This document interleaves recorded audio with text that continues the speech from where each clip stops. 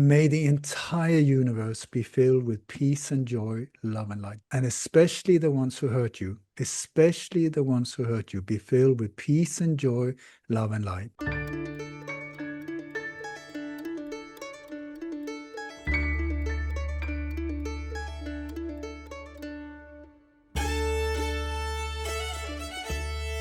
We were in Japan when it happened, and right away I saw, oh my God, here's a dragster approaching. Whoa, whoa, whoa.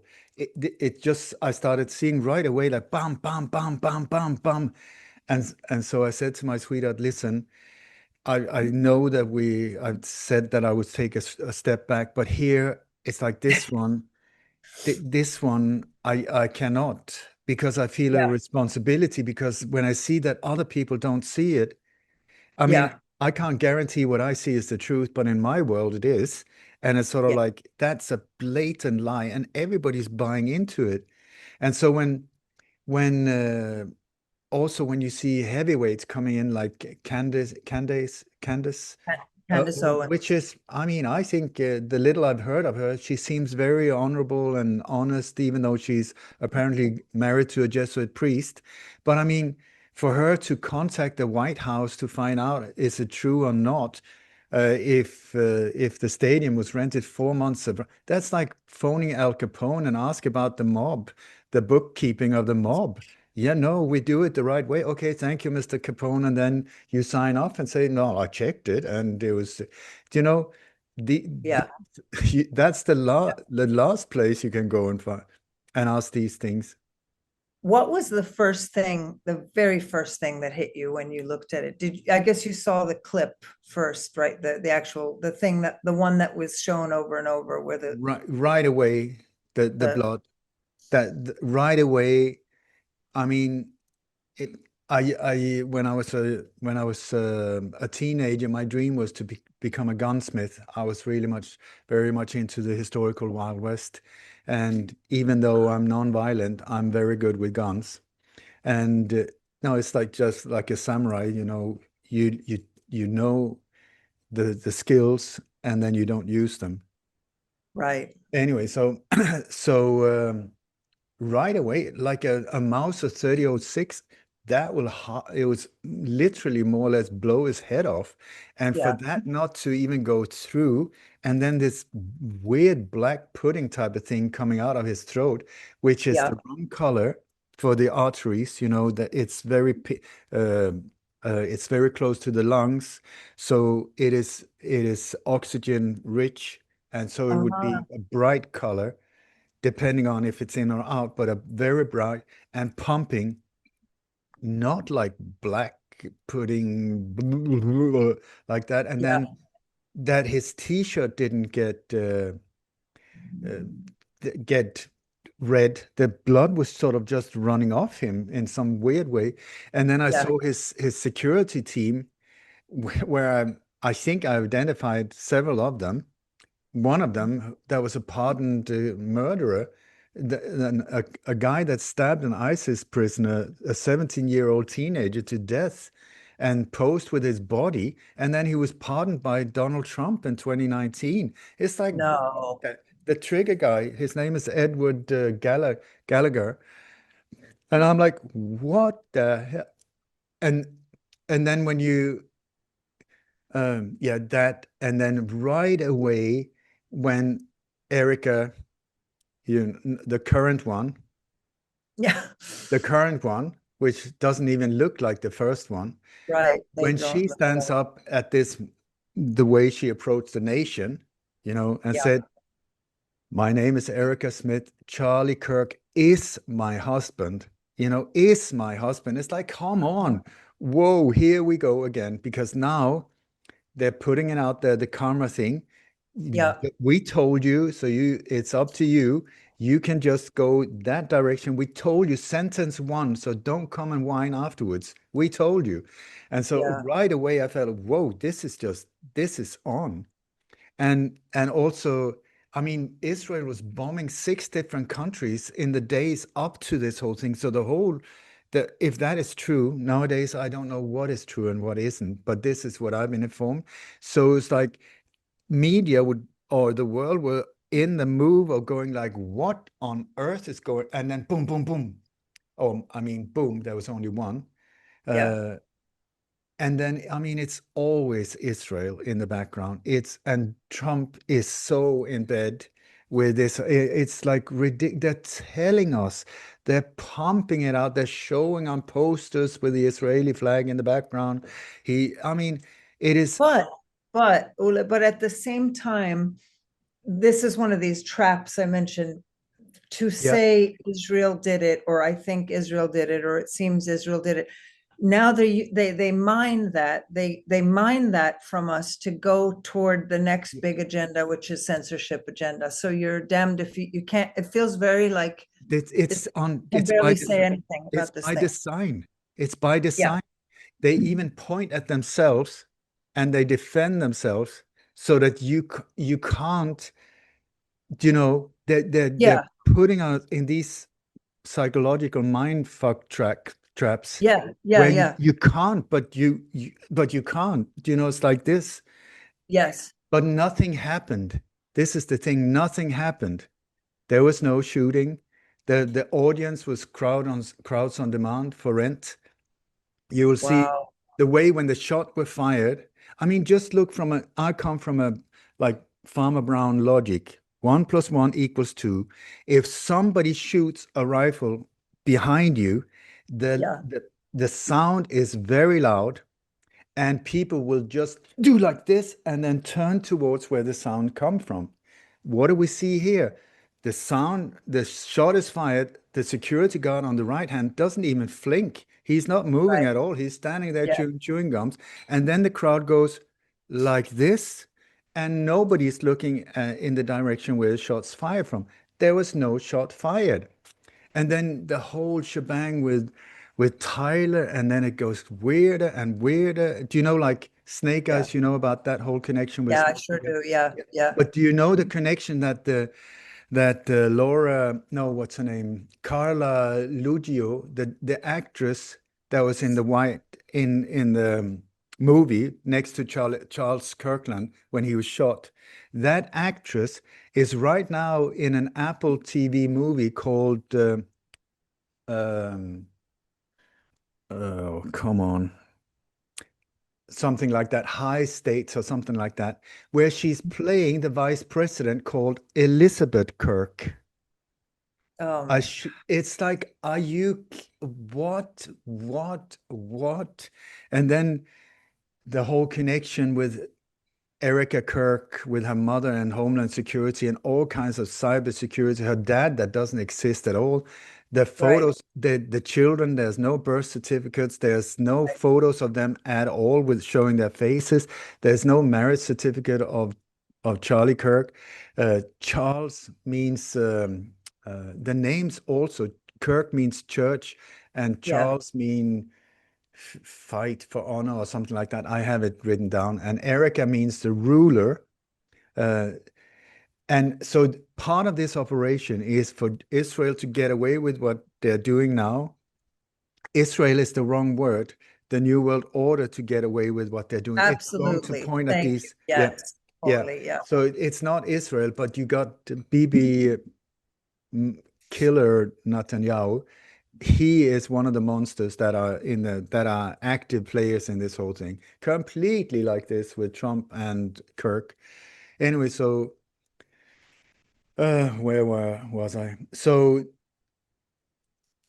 diversion away, and then the whole thing is to, in the meantime, make this angelic AI presentation of Erica, making her yeah, into, I think, because of this Elizabeth Kirk thing in this Apple thing, that she's being prepped as the new vice president, possibly the new president after Donald Trump.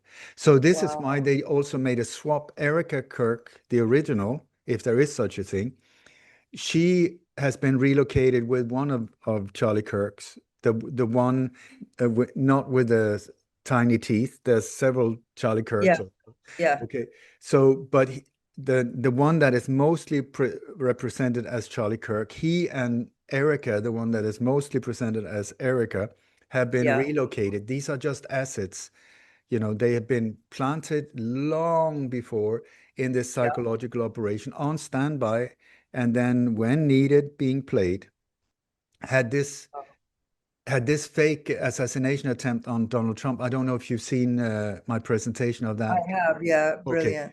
Yeah, Okay, so that's very obvious that that whole thing was a psychological operation to raise him to this new yes. status where he would get in as president. Had that failed, Charlie Kirk would not have been used at this point. It's like a chessboard. Ah, okay. So you push that. So there's multiple different things like that on standby. Had Charlie Kirk not been working at this point, had they not needed for this martyr thing to, the biggest thing you can bring on board is a martyr, like an Yeah, angelic thing that just goes like this, hugged by Jesus and the whole shebang. You can't get bigger when it comes to psyops.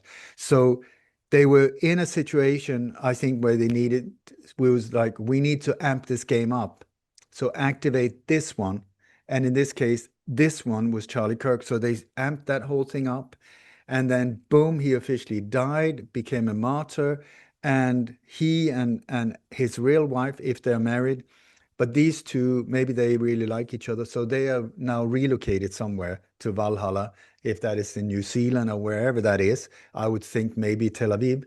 And then the new one, the new Erica, moved in on stage and replaced her. They took away, they deleted her Wikipedia page and these things. So you can't compare the two of them.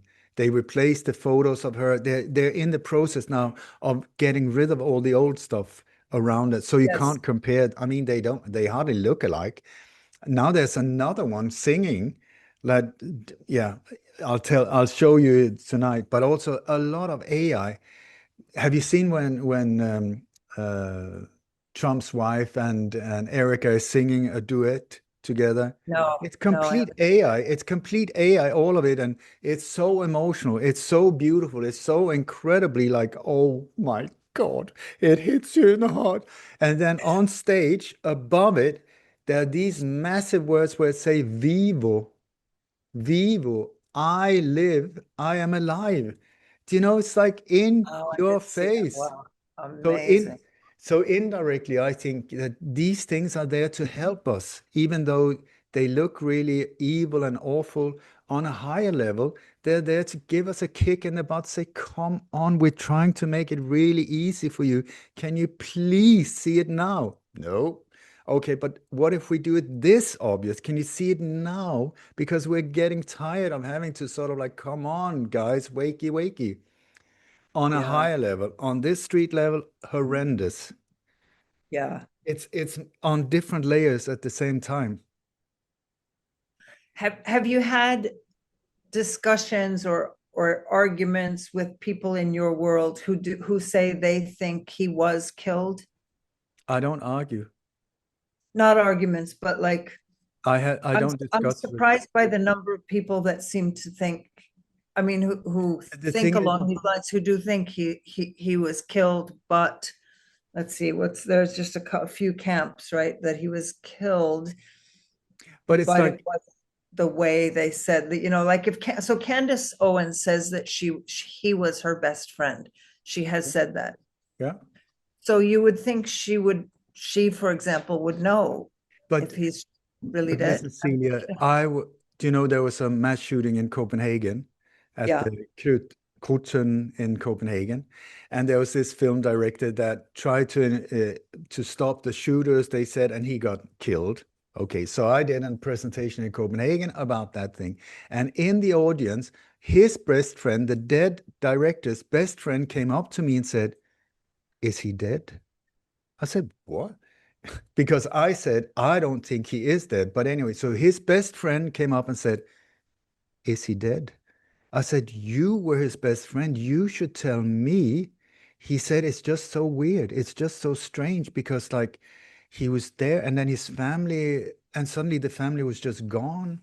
And I tell you, this dude, this film director, I found him on Facebook living on the same address. No, not the exact same address, but like just a few blocks down the road in central Copenhagen under the same name. I shit you not, sorry about my wordings, but it's like how arrogant, how in our face are they doing it? Because we're like this. Yeah. People say Yeah. they should respect us. I say, why would they? We're complete, absolute brain dead individuals. Like, come on.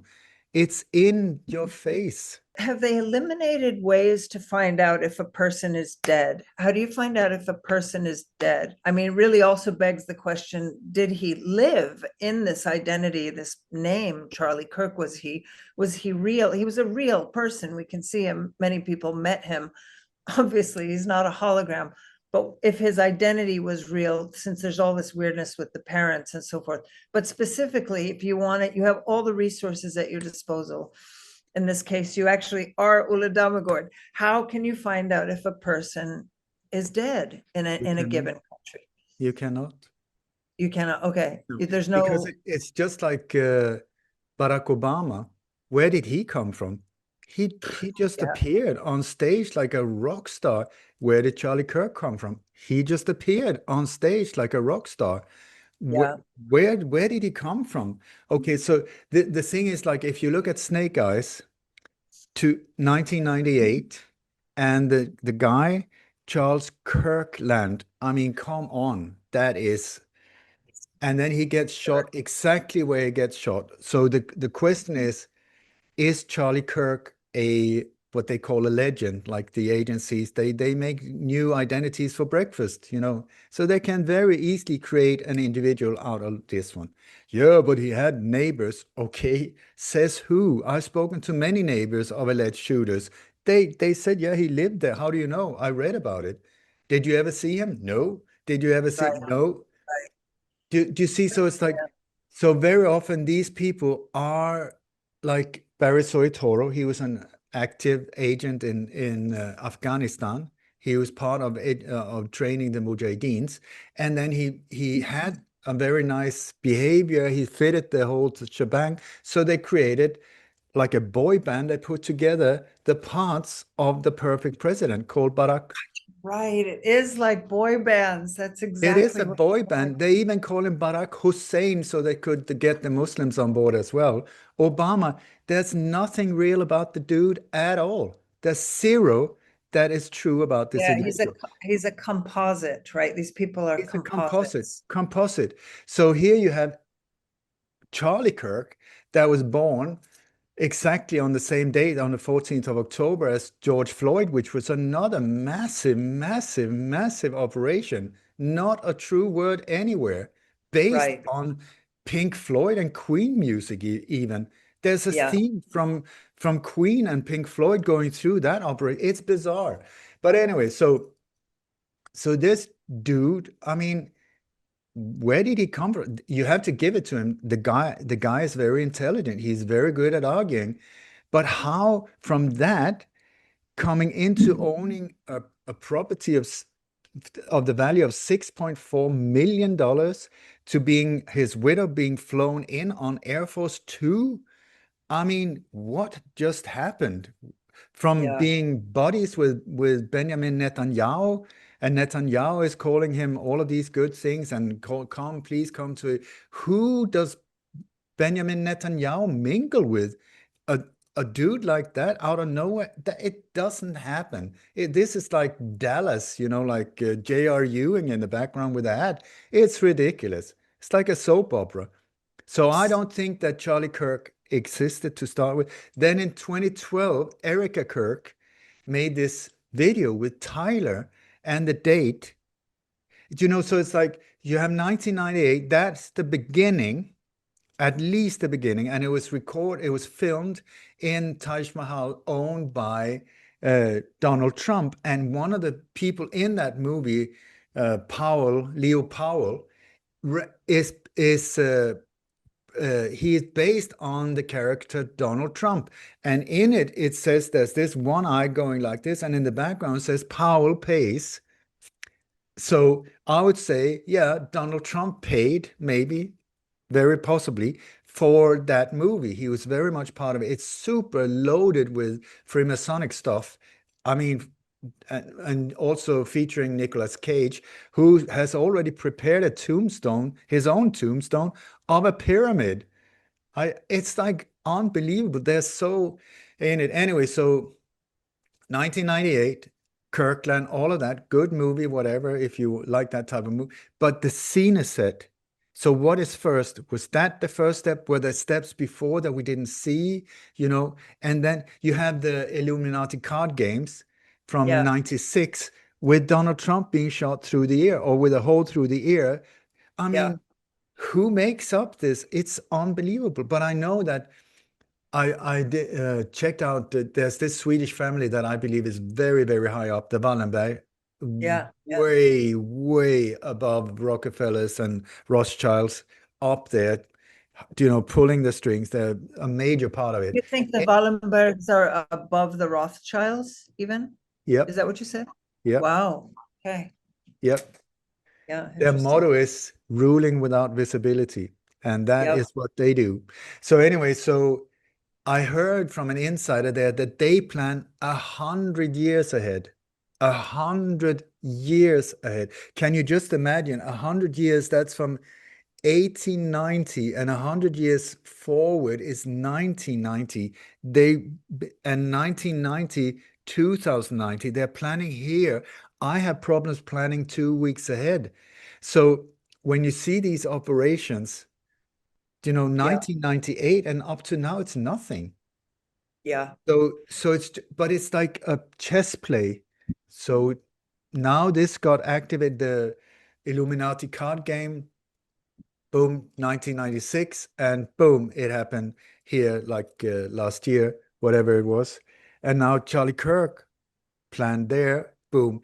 There could have been a multitude of different options, like a Yeah. transgender president, I mean, all of these type of different variations of what is needed right now. They need it. Okay, we're gonna do like in chess, we're gonna take these two and just I think it's called a roquette or whatever. So boom, out Charlie Kirk. You've done yours. Thank you so much. You're gonna be relocated, paid a few billions, whatever. Get a wig on and put on some lenses. Have a nice day time, with Erica or whatever her real name is, and you live a life in luxury in one of these communities, former assets, former agents, wannabes, whatever. They're these closed off communities. Boom, that's where you live, most probably on a satellite island, um, satellite beach outside Florida. Anyway, so and then in the meantime, we double, or because the original Erica was not a good enough actor, so she was good to because yeah, she looks great, whatever. Boom, she had a podcast do, but here we're taking a whole different step up. In this is suddenly you need to be able to speak in front of like this. You need to be able to sing. Maybe she's an amazing AI singer. She's all of these things, and she needs to be completely on board with that whole crap. And the way she leaned up against Donald Trump, I mean, give me the creeps. And him, what I on know. earth are they saying? White man overbite. That is sort of, but did you see when when he called her in on stage, he did like this, and then there was red light, satanic light that changed, and then it became yellow light, like angelic light on both of them. These are the Oh, things, and yeah, I completely doubt that the whole stadium was even used. If you look at when they do the zooming around, look at the audience, they look completely AI generated. really? So it's like the Wow. whole shebang is like it is a psychological mind fuckery operation Yeah. there to persuade us to look in a certain direction. In this case, on Erica, because she is this widow of this incredible, and you have the whole shebang loaded with family videos. Oh, he was the cutest ever, and he was so you get all the emotions going, and then how can you? I mean, I've had emails saying, how dare you even suggest anything. I say it's very easy for me. I just look at it and say that's bullshit. I call bullshit because I'm just seeing. Yeah. I, So are you like immune at this point? Or maybe you always were. When people try to guilt trip you like that, when they tried, how do you handle that? Does it feel like it just, it just, no, it's yeah, no, it's been a ride for me because I don't like confrontation. I don't like yeah, discussions. I don't like fights. I don't like it. It's not me. But right. but in this area, and I mean, the thing what somebody said to me, I've always felt that I've been a loser because I never succeeded with my music, with my books, really anything like that. And then somebody said in the music business that it's not because you were bad, you were 10 years too early.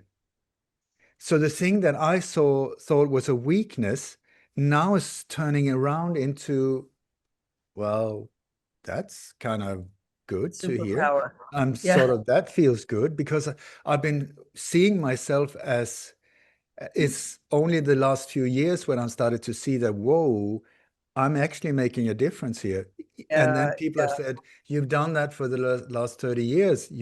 I followed you since this and that and whatever. So it's like, so when I'm being criticized, I was criticized from day one and no one was interested. No one. I mean, I sort of woke up 1980. It's a long time ago. Yeah, you're really, people talk about the original, the OG. You really are the OG. And I know from my own journey and all of this how hard it is to experience the psychological minefield, the social battery, the bullying that comes with Yeah, but seeing something that other people don't see. It just affects your life so much. You really have to want to do it because most people are not cut out for it, with what it does to your, what it potentially can do to your self esteem, leave alone, your actual physical life as well as your income and everything else, that we all get at times taken from us. But it's, I think that I feel like looking back, the hardest part was because I didn't have this piece. Now I have it, or I've grown it, or I'm growing it. But the hardest part was being um, so abused and so hated and not being able to understand why, thinking that was happening for the same reasons it was happening in childhood. So mm, I made it so it became like my downfall, and I didn't die and I came back. But that, I think that's why people stay on the other side, on the safe side, because you really encounter so much violence. And if you don't really have yourself together, you know, it's I see my childhood. I think I'm hearing similarities with you. I call it boot camp.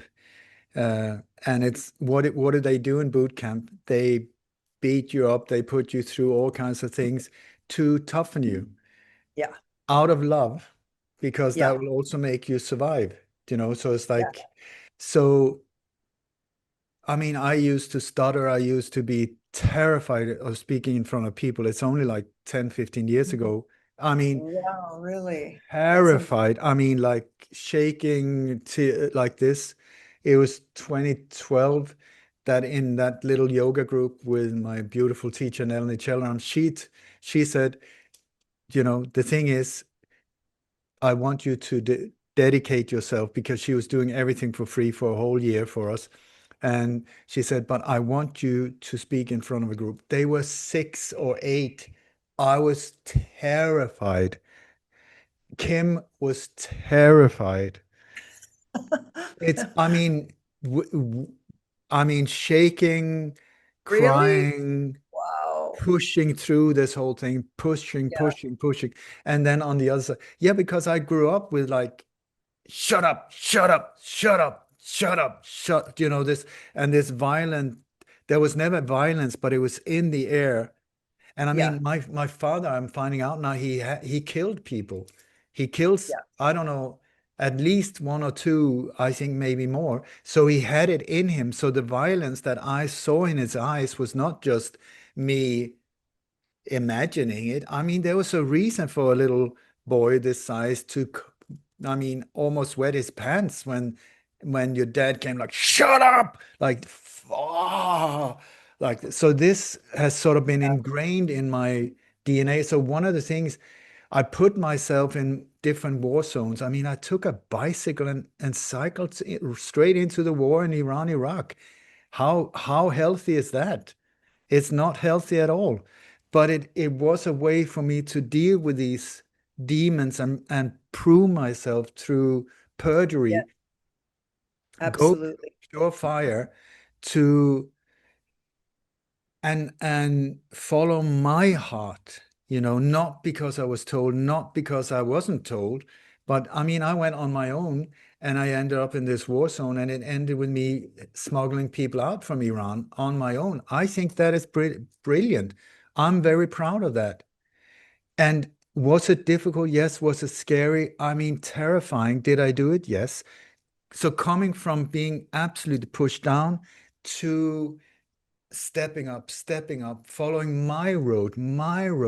And it was at the same time when I saw the Zapruder film, and boom, I saw James Files shot coming from the wrong direction. And just like, I'm being lied to. There's something wrong. Why is everybody saying that it was from there? It's so obvious it's from there. I don't Yeah, know that's why where it they all couldn't see started. it. Amazing. Okay, let's pivot to your father and your family for a moment.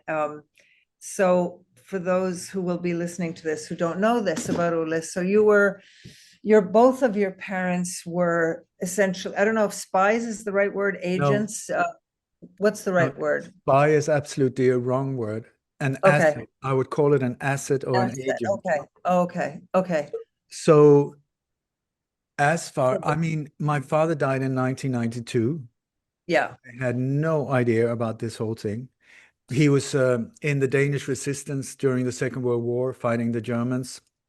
And then he was working for military a few years after the Second World War, doing for the Danish Air Force, doing, I don't know. And then he was headhunted. He was working at a gas station, and I think it was British Petroleum. And then apparently, because he was so good at filling up cars and cleaning windshields like that, he was headhunted by Statoil, which is Rockefeller, Esso, and Wow. was given this. Uh, I don't want to call it CEO, but like it's called district chief of more or less a major part of Copenhagen. That is quite a career move, I tell you that. Yeah. So from absolute sleeping in a bus with his dog behind a gas station to suddenly living in a villa with a wage, I mean, pay wages way up there, mingling with all kinds of people. And it was at that point where we moved very quickly when I was 8 years old. We were just told we're moving to Sweden, pack your stuff, here's a kitten, shut up, get in the car. It's like I mean, I had like half an hour to say goodbye to my friends. That was it. My brother didn't get, he wasn't given time to do that. And then we were taken to Sweden and we came from this kind of luxury life and we moved to a house from 1783, no water, no heating, no bathroom, no nothing, all of it in the middle of absolute nowhere In because Småland, right? It was in yeah, Småland. Småland, Yep. but way out in Småland, not just Småland, but like Okay. Småland. Småland, And Småland. Okay. Wow. and we were told it's because your mother loves Swedish nature. I know. I heard you say that. And I just bought it as a child. Okay, Yeah. okay, okay. Here's my cat. I'm so happy for my cat, which I was. I loved him. And otherwise than that, from Copenhagen to, I mean, there was no one there. A kilometer to this nearest neighbor. Uh, and we started in a school where there was like six in each class and the old organ, this whole thing. new language, new everything. We looked very different. And in those days, I mean, there were no foreigners at all. We were the ones that was. Yeah, I'm actually fascinated by this little bit right here because so you Danish and Swedish, I know from having grown up in Sweden that are far enough apart that you probably understood very, very little, but you probably understood some. Like how long did it take for you to learn Swedish? Probably not that long. I mean, I thought that we knew Swedish pretty good because we had been looking at what was her name? Anita and Televinken. It was a Okay. kids program. And so we sort of got that one. But from there to Småland with the farmers there, with the heavy Yeah. accent and that whole Yeah. thing. And then, I mean, it took for us kids since we were, they say when you're under 12 that the brain Yeah, it hits goes a lot fast. Yeah. easier. I think it took like maybe 4 years before we were fluent. But I remember Really? my mother, she thought I mean, she was working as a translator and interpreter, and she thought, she was really good with languages. And one day, after a couple of years, they had invited over some neighbors, and she was speaking her best Swedish. And at the end of the evening, the neighbor said, "Thank you so much. I tell you, I've always had a problem understanding Danish, but when you speak, I have no problem whatsoever." Oh way. Oh, that's brutal. Oh my goodness. And okay, and what about culturally? So I know you went from very sophisticated urban Copenhagen to in the middle of the woods. So that's a culture shift. But what about the Denmark Sweden cultural shift for your parents and It for was like it was big. It was big yeah, in those days. It's not like now. These were very distinct countries. Very Sweden was, if you ask me, square-headed like this, I know. very narrow, Yeah. narrow-minded, and especially out in the I mean in Småland and so on, farmers that I mean they were still using horses and there was some were Yeah. using tractors, but otherwise than that, it was a different time. It was like Emil I Lönneberga. That Yeah. was where I grew up. Yeah. So so the whole thing, I remember we had some friends over and I was eating spaghetti with a spoon and fork, and they were like completely amazed, like, What are you doing?" They've never seen anything like it.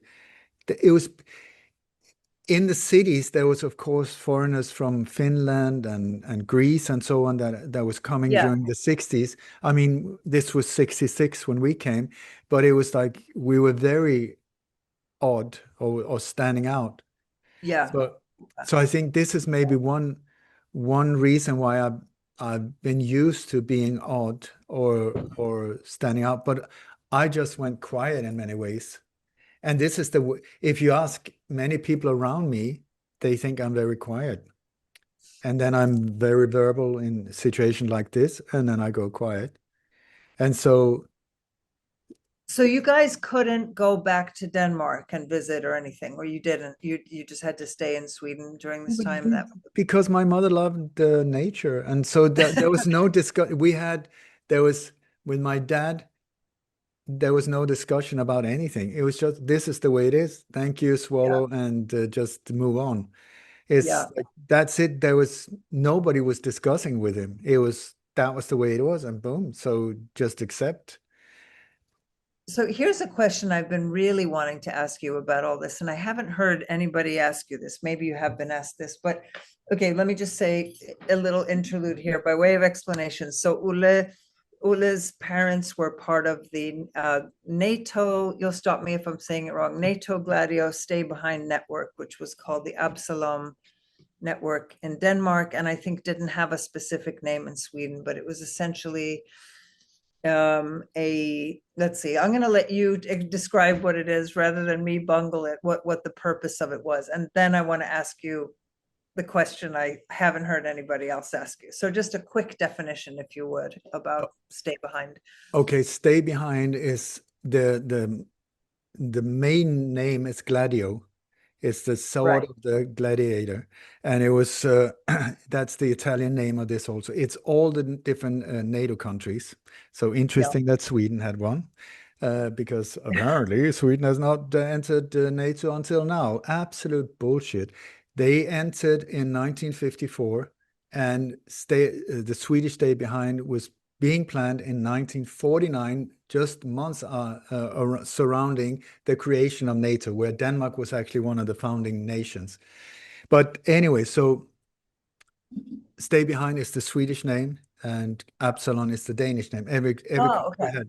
Every country had their own name for this whole thing. But anyway, so the idea was, which I think is a brilliant defense idea, is that in the time of the Cold War, where the risk or the big danger was in the east, all of these small countries like Belgium, Denmark, I mean, it was a joke for the big ones. So what they did was they created NATO. That was the general idea, at least, an alliance in North Europe, uh, or the North Atlantic countries, an alliance so that everybody would help each other should something happen. So somebody came up with the idea of a ghost army, a very, very top secret ghost army consisting of hundreds of small cells, 6 to 10 people in each, all of them equipped with weapons, food, ammo, mines, maps, telecommunication, whatever is needed in a situation of a crisis situation, all of it underground, so dug down in strategic positions. These cells did not know about each other. They were only connected through radio and through. So very important that nobody could just stand up and say, well, listen, guys, there's this a massive network going on here. They would only know their little part, their little part.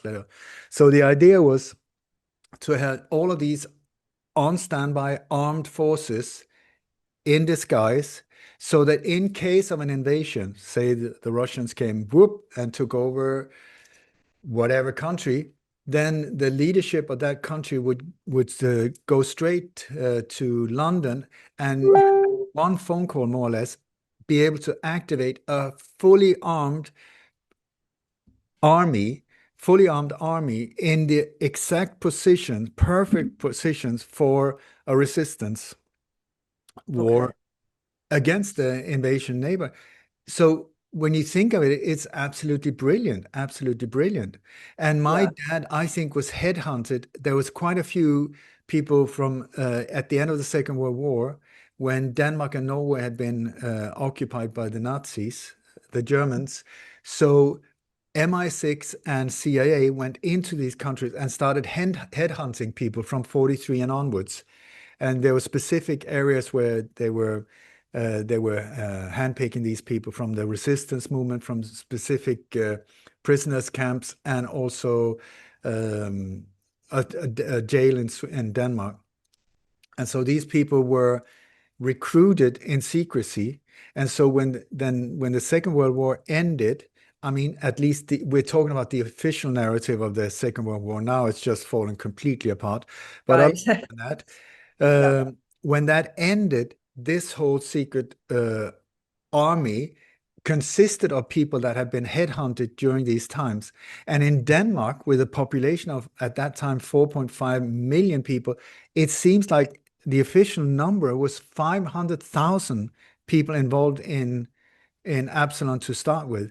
That's, I Wow. mean, so when I say that I suspect that my grandfather, these aunties, my uncle, this and that, that they were involved, it's not just wild speculation. It is very probable.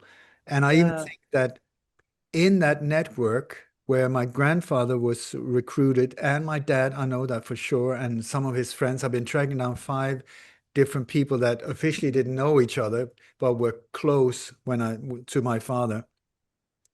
All of them sent to the U.S. to Fort what's the name in Georgia? Fort Benton. No, it's not. Anyway, special ops uh, there was 100 Danish people sent to the US, specially trained, and then got back. And it's during these years that I have no idea where my dad was. I haven't been able to track him. He's just not anywhere. And then I believe when they were in 54, they were building one of NATO's most top secret underground bases on the east coast of Denmark. I strongly believe that my dad was involved in building that overseeing it, because we've got stuff in our home that comes from that underground base, like things that are just like memorial. Like, where does that come from? Where did that come from? And I found the exact location, but I believe that it was in that underground bunker where my mother and father were brought together as assets, because my Yeah. mother was beautiful. She was used as a honey trap, I believe. I'm sorry to say. She was very good with languages. She was very good with typing and shorthand, and all of these things that are really, really good assets as a woman in those days to be used in these circumstances. So I think that it was not a couple of love. I mean, they liked each other, but otherwise, but they were brought together, because I've seen the other five people I'm tracking down, their marriage is very similar, where both of them were assets. They were brought together.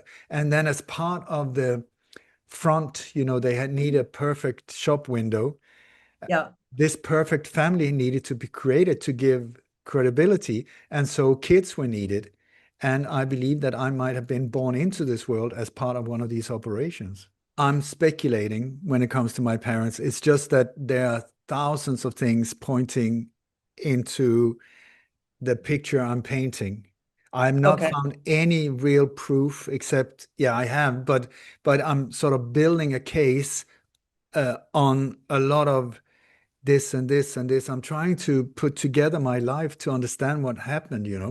And so we were brought up under the pretense that this is the perfect family. I grew up hearing this, the perfect family, the perfect family. Oh, Everybody that's what saw you us as were, the the perfect perfect family. family. Okay. And But emotionally, what was it like emotionally? I thought this is the perfect family. I don't understand why I'm not feeling good. Oh, I thought interesting. there's something wrong with me, because this is perfect. Why am I, but this is also where I think that if you look at me in this truth, whatever, I have Yeah. to say I'm unique. I come from a different point. Something is different with this meat suit. So I think that one of the things is that I have it in my DNA to wonder what is going on. I don't get Yeah. this. What Yeah. the, because I have a photo of this underground base. It was on the east coast, near Stevns in Copenhagen, which was actually the front line towards Russia, because Sweden neutral, Finland already gone. So the east coast of Denmark, where all my family was positioned, boom, boom, boom, like this, was the front line. And this underground base was, during the Cold War, it was the one that Kennedy every morning said, any news from Stevns? So it was an important one. Anyway, it's way out. There's a little farm right now. It's turned into a Cold War museum. It was opened up just a few years ago. Until then, top secret. Anyway, Yeah. so the entrance is this tiny little hill with some bushes and stuff like that. Inside that, that's where the entrance is, and there's a little white farmhouse. So I managed to track that down. It's a long story, but because they had like a last reunion before everybody died. And in that pamphlet that I was given as a boy, just as a souvenir, I managed to find all of these things, because they were Wow. talking to each other. They were not, it was because this was a booklet for the chosen ones. So in that, they were just speaking about stuff like, I went, whoa, wait a second. So anyway, so I have a photo are my parents from 1957 sitting in a brand new Chevy Bel Air from 1957. At that point, my dad officially lived in a bus with his dog behind a gas station when he met my mother. They're sitting in a brand new Bel. It's like me sitting in a super Lamborghini, brand new, with no income whatsoever. Both of them with shades. She's sitting smoking. He has a scarf like this around. I mean, and where is it? I managed after 60 years to find the exact location. I was never told where this photo was taken. It is taken with the entrance to this underground base right behind them, like 15 meters behind. And there's three soldiers. There was the three soldiers that gave it away.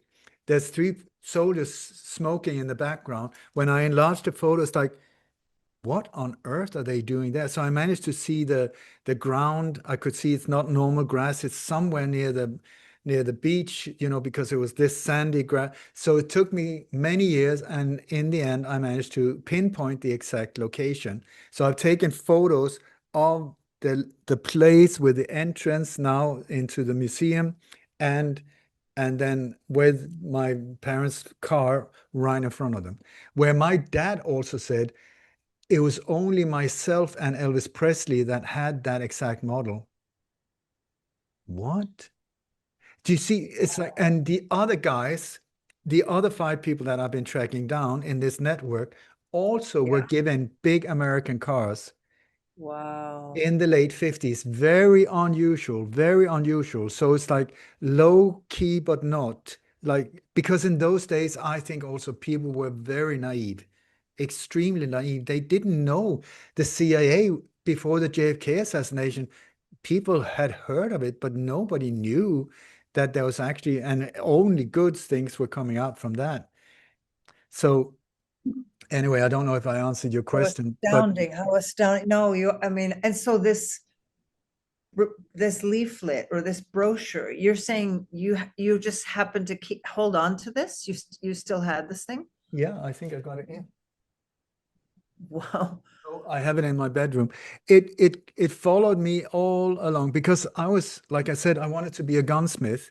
And so I had a lot of stuff also from my father's friends of stuff that I thought, well, it's just like from the Second World War, like machine gun magazines and bullets and for me these were really cool item as somebody interested in gun. I had a grenade I was given.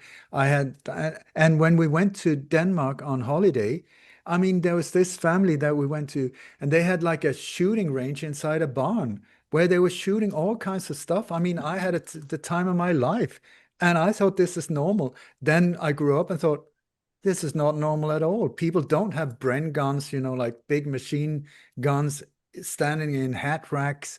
That's not normal at all. But Yeah. And but didn't you find weapons under a tennis court or something somewhere? Didn't you find I thought I heard you say that there was a tennis court and there were in your family somewhere somehow that you found it's still weapons. there. There's, as Oh, far as wow. I know, there's a weapon cache under the thing was we moved to Sweden and in the middle of absolute nowhere. My And what father, was the point of that, by the way, to send you to the middle of nowhere at that point in terms of it's the state of it's the it's network? a long story, but I think that my dad, after uh, JFK was shot and they tried to kill Charles de Gaulle in France as well. These are Gladio forces, and Gladio is still active to this very day, if you ask me.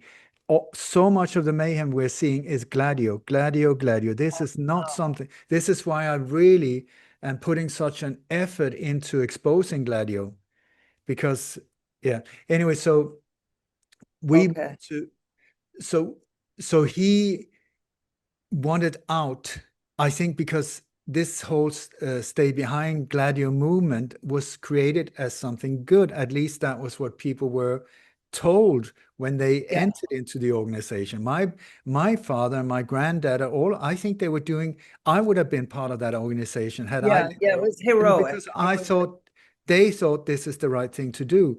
But yeah. then over the years, somebody, and it's back to the CIA again, they thought we're spending a lot of money on a damn it, just something that is not active. Why don't we get them going?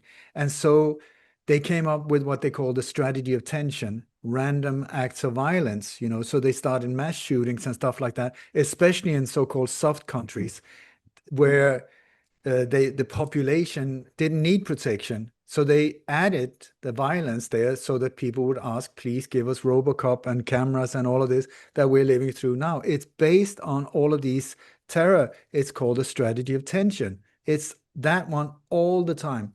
So Wow. when I'm speculating once again, but it's like when I'm studying my dad's, how, I remember when they were speaking and people that came to the house and everything, that I think after also the Cuban Missile Crisis, when it was so close to a nuclear war, where I remember my dad was terrified of being on the brink of a world war. And something happened there.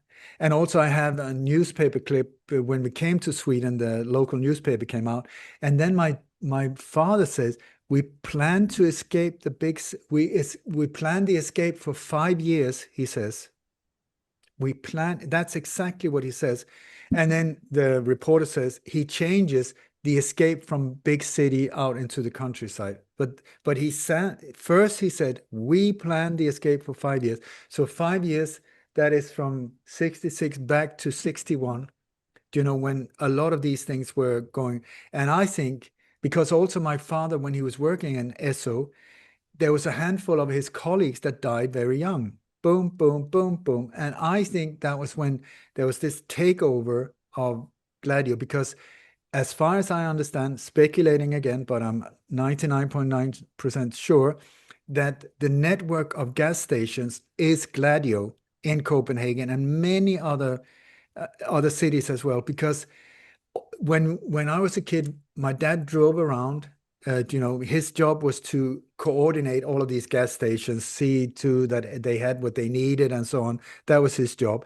But the people I remember from these gas stations were all from the Danish resistance movement. So former that had now were working at these gas stations.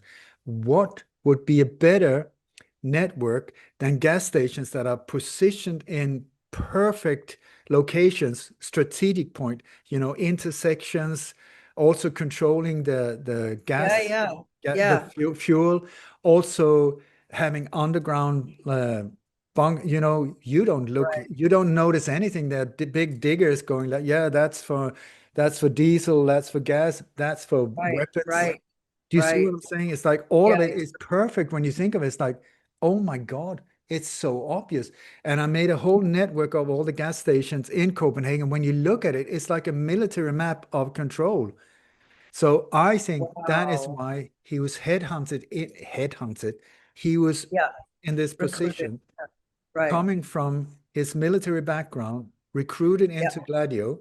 And in Gladio, what they did, what they pinpointed were people in the military with the knowledge, with the skills, with guns, who had shown them worthy that could do the job, like kill people, and which my father was in this booklet. They say he could get the job done. And but they needed to be no like high profile military people, like colonels, generals, no too high. So it was like major, lieutenant, major, that one. And then these people, military career just stopped. And then they started getting jobs that, one was into antiques, so he was on the road all the time. One was a yeah. driver's um, what do you call it, like a driving instructor. So he was, but for military vehicles, so he was traveling around. My dad was traveling around because he was working for the Air Force, pinpointing where they should put so big towers. I mean, Denmark is flat like that. What is there to pinpoint for 5 years? Celia, can you hang on 2 seconds? Of course.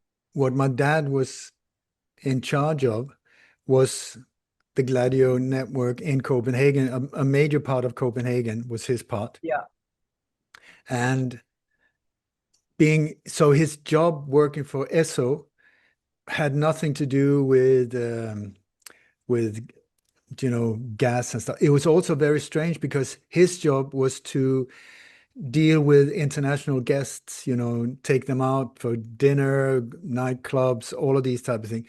I mean, how many foreign guests do you get for gas stations? I mean, it doesn't make any sense. But you're But saying none of these, this wasn't anything to do with what we would call espionage, you're saying? no, no, No, no, it was no espionage. It was just a certain, no. This is a defense mechanism. This is okay, right. it's a no. It's honorable. This Yeah, is to defend the country against foreign. So a spy is somebody there in another country trying to find out secrets that he can then report back to a foreign nation and betray right. the Got nation it. Okay. within. So Okay. completely different. And Okay. so it's so, but then. when in 61 or around there, when Kennedy died and all of this, I think that my dad and his friends, his colleagues that started dying, they understood that holy crap, we've been hijacked. What is going on? Because now they're trying to turn us into a terror tool. They want us to do bad Aha. stuff against our own people. Aha. And Who do so you think hijacked them? no, it's the CIA, the whole, it's the strategy of tension from something honorable, a defense mechanism. I see. They I turned it see. into a terror tool. So many of these, like Baader Meinhof and Christian Klar, and many of these are connected That's to all Gladio stuff. it's Gladio, the Brabant gang in Belgium that was mass shooting in supermarkets and stuff like that. It's Gladio. It's Gladio. They're there to create turmoil, random Yeah. violence, so that everybody would feel, oh, it could have been me. It could have been me. So Yeah. random violence on civilians. They blew up the train station in Bologna, in Milano. Sorry. All of these things, real coward on a scale that is like so people that with a sense of what is right and wrong, as my dad had a very strong sense of that, said, I'm not in. And so Yeah. he almost died. He died, he was poisoned in a car with the carbon oxide coming in through the exhaust. And so he was put in hospital. He survived. But I remember him saying it was so unlucky because that specific day, my warning system about this didn't work. I mean, who has got like warning systems about carbon oxide in the car? I don't know. I've Yeah. never heard of it. Yeah. And Yeah. also, he had guns at home. Also, the people coming and going in our house. I'm never, also in Sweden, if there were all of these people like, this is the uncle of that, and this is the, I never managed to see how family related certain people were. Other people also that just came from nowhere. And one time, I mean, we were poor when I grew up. And one time, so I thought we don't have money. And then one time there was this man that came and I oversaw, because I was just a kid, I oversaw my dad come back with a big stack of money and handed it over to him. And I was like, what on earth just happened? That really messed with my mind because, like, but now I think that that was money from the organization that was given to this individual for whatever bad deed he was doing. Anyway, Yeah. back to why we moved. So when my dad wanted out, because also I think he started seeing his colleagues dying, and it was like my mother said, uh, "It's out. I don't want to flower, like water flowers on your grave. It's out." And so my dad confronted them and said, I want out. And it was more, if I can calculate it right, it's more or less at that point where suddenly we are being relocated. Another one guy that was in the resistance movement, that was one of the owners of this gas station, he drove us, my mother and us kids and the kittens, to Sweden. My dad stayed behind. I think Yeah. he It's faced awful. Yeah. Gladio and stood up and and said, "I want out." But at that point, he knew way too much. That's why the other ones died. I think I'm speculating, but this is what I think. So unfortunately, this is also right before we leave. There's this unsolved homicide that happened just 400 meters from where we lived. A Yep. gas station, once again, gas station, but this was British Petroleum, BP. There was this old lady in her 60s or whatever who was handed that the gas station in, from her parents and was well off. And ESO, as far as I know, wanted to take over that because it was right at very close to the entrance into the international airport, very strategically important. Yeah. She did not want to sell, and so she ended up dead. Somebody hit her in the head with a hammer in the tire shop, and she was found dead. It's a murder that to this very day is a famous homicide in the unsolved case in Denmark. That happened like 2 days before we relocated, 300 meters from where we live. And I think, I'm speculating, I really, really hope it's not true. But I think because I've spoken to black ops in the US and assets similar, and they said the only way to get out is you have to make yourself dirty. You have to Yep, compromise yourself. yep. So Cody Snodgrass, a friend of mine who unfortunately they got to in the end, but who was a black op for more than 20 years in the US, when I described these whole things, it was him who said, your dad was a spook, and so was your mother. I never, never thought of my mother until he said it, and then he described the whole thing, and I was just like, oh my God, all of it makes sense. But anyway, he said that most probably my dad was given the task, okay, if you want out, you have to do this for us. And maybe it was something that went wrong, that they couldn't persuade her, or that the task was to terminate her. Anyway, she ended up dead. And I would not be surprised if it was my father that did it, that hammer with these fingerprints were in a uh, plastic wrapper somewhere in a safe to be used against him in case of anything, if he stepped out of line. And so he came after us to Sweden, I think after managed to negotiate us getting out alive, because my friend Cody Snodgrass, the US black cop, he said normally it's both the asset and the family that gets terminated. So I believe that my father was negotiating for our lives and his own, and he managed to get off the hook. And but when we came to Sweden, his task was in the middle of nowhere, but on the highest point in that area, highest point from radio logistic, the whole thing, to build a network there. And that is exactly what he did. There's a series of farms there that he was part of helping people buy, and these people were former members of the Danish resistance movement. You see, there's a bit of and so back to the tennis court where you were talking that that was a long answer.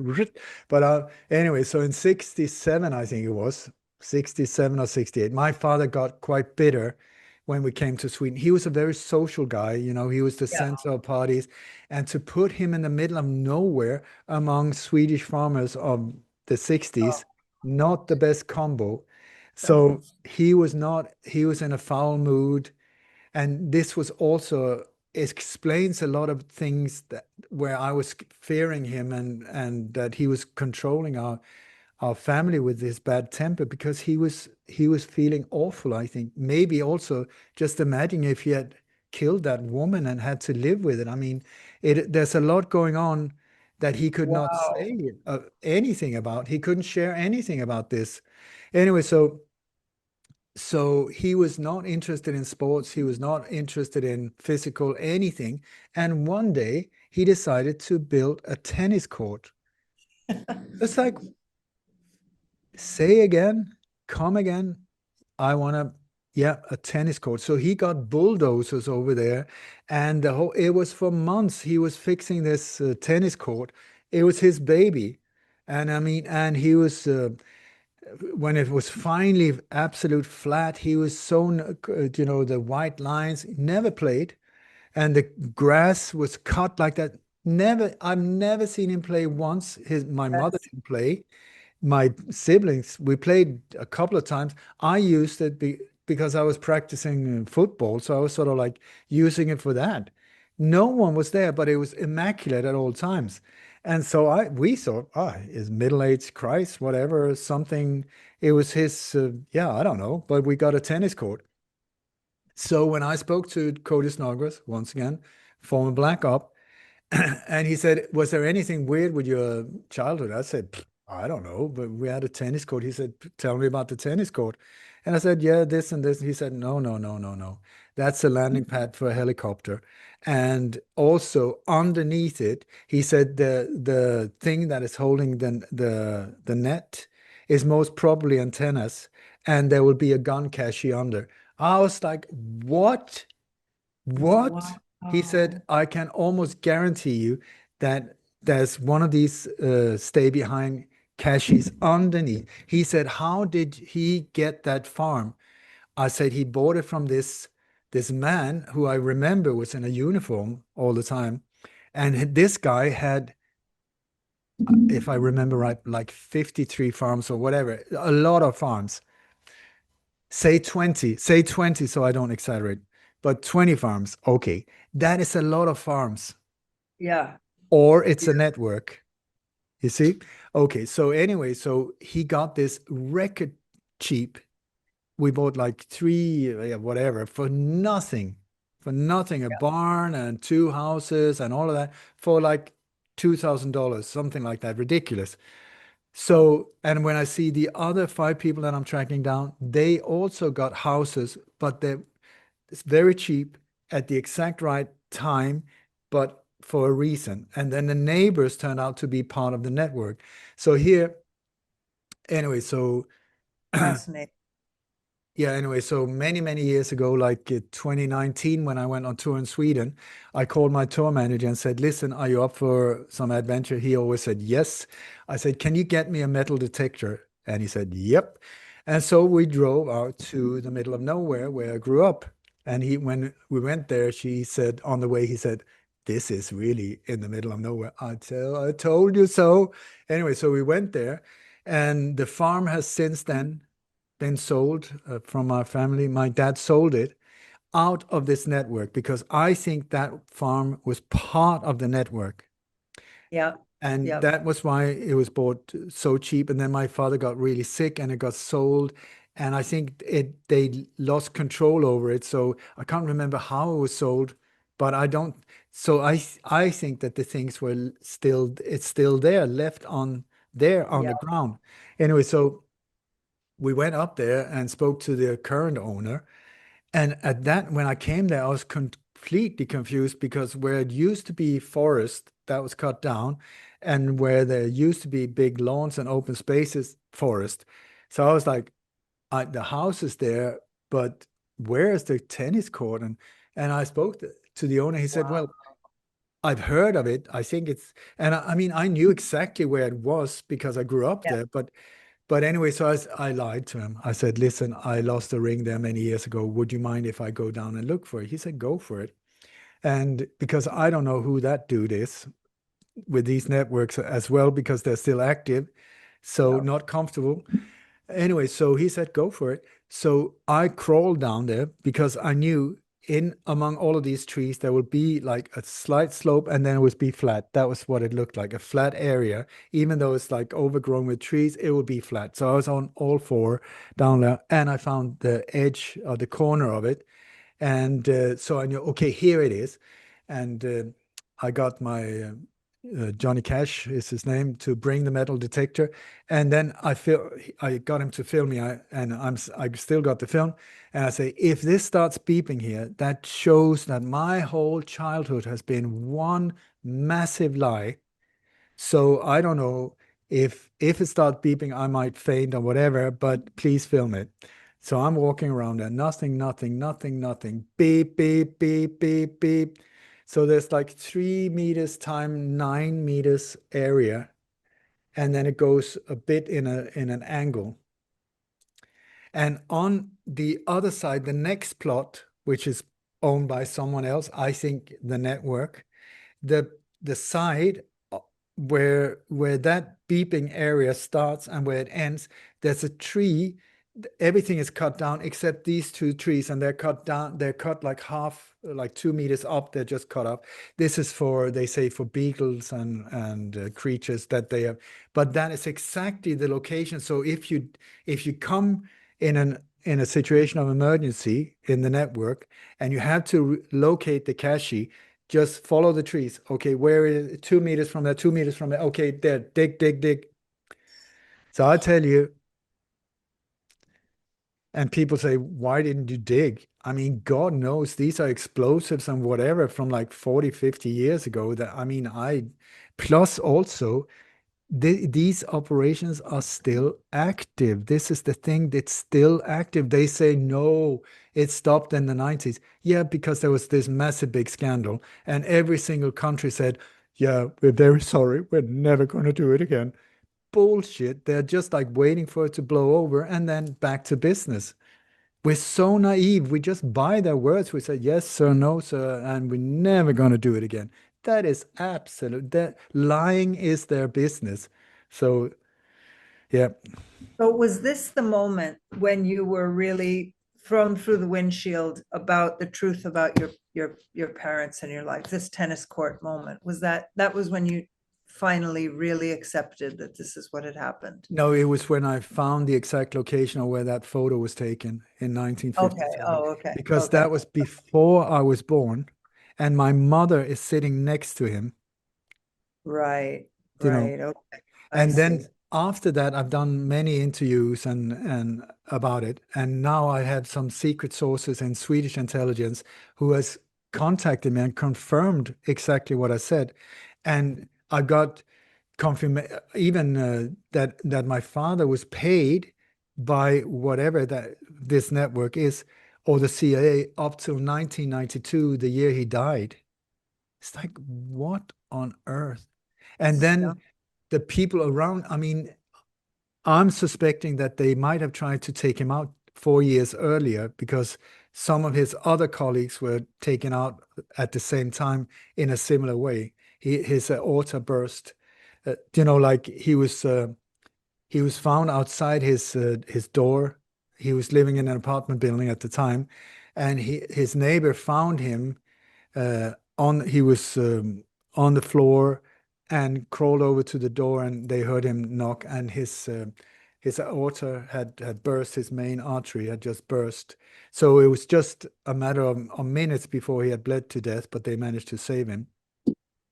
But there was a similar one of his colleagues, more or less at the same time, with the exact same thing. He opened the door and his main artery burst. I tell you, if you take directed energy weapons, which is, it sounds like science fictions, it is not at all. I mean, go to Lockheed Martin, these websites, it's been around since the 50s and onwards, where you can like send there's different type of weapons like that, but where you can like this and on a man in his 70s, uh, you know, the artery, especially if you're a smoker, very easily burst. So both of them, it's like I'm speculating once again, but it's like somebody knocks on the door, he opens, boom, and he gets hit right in the chest with that pulse.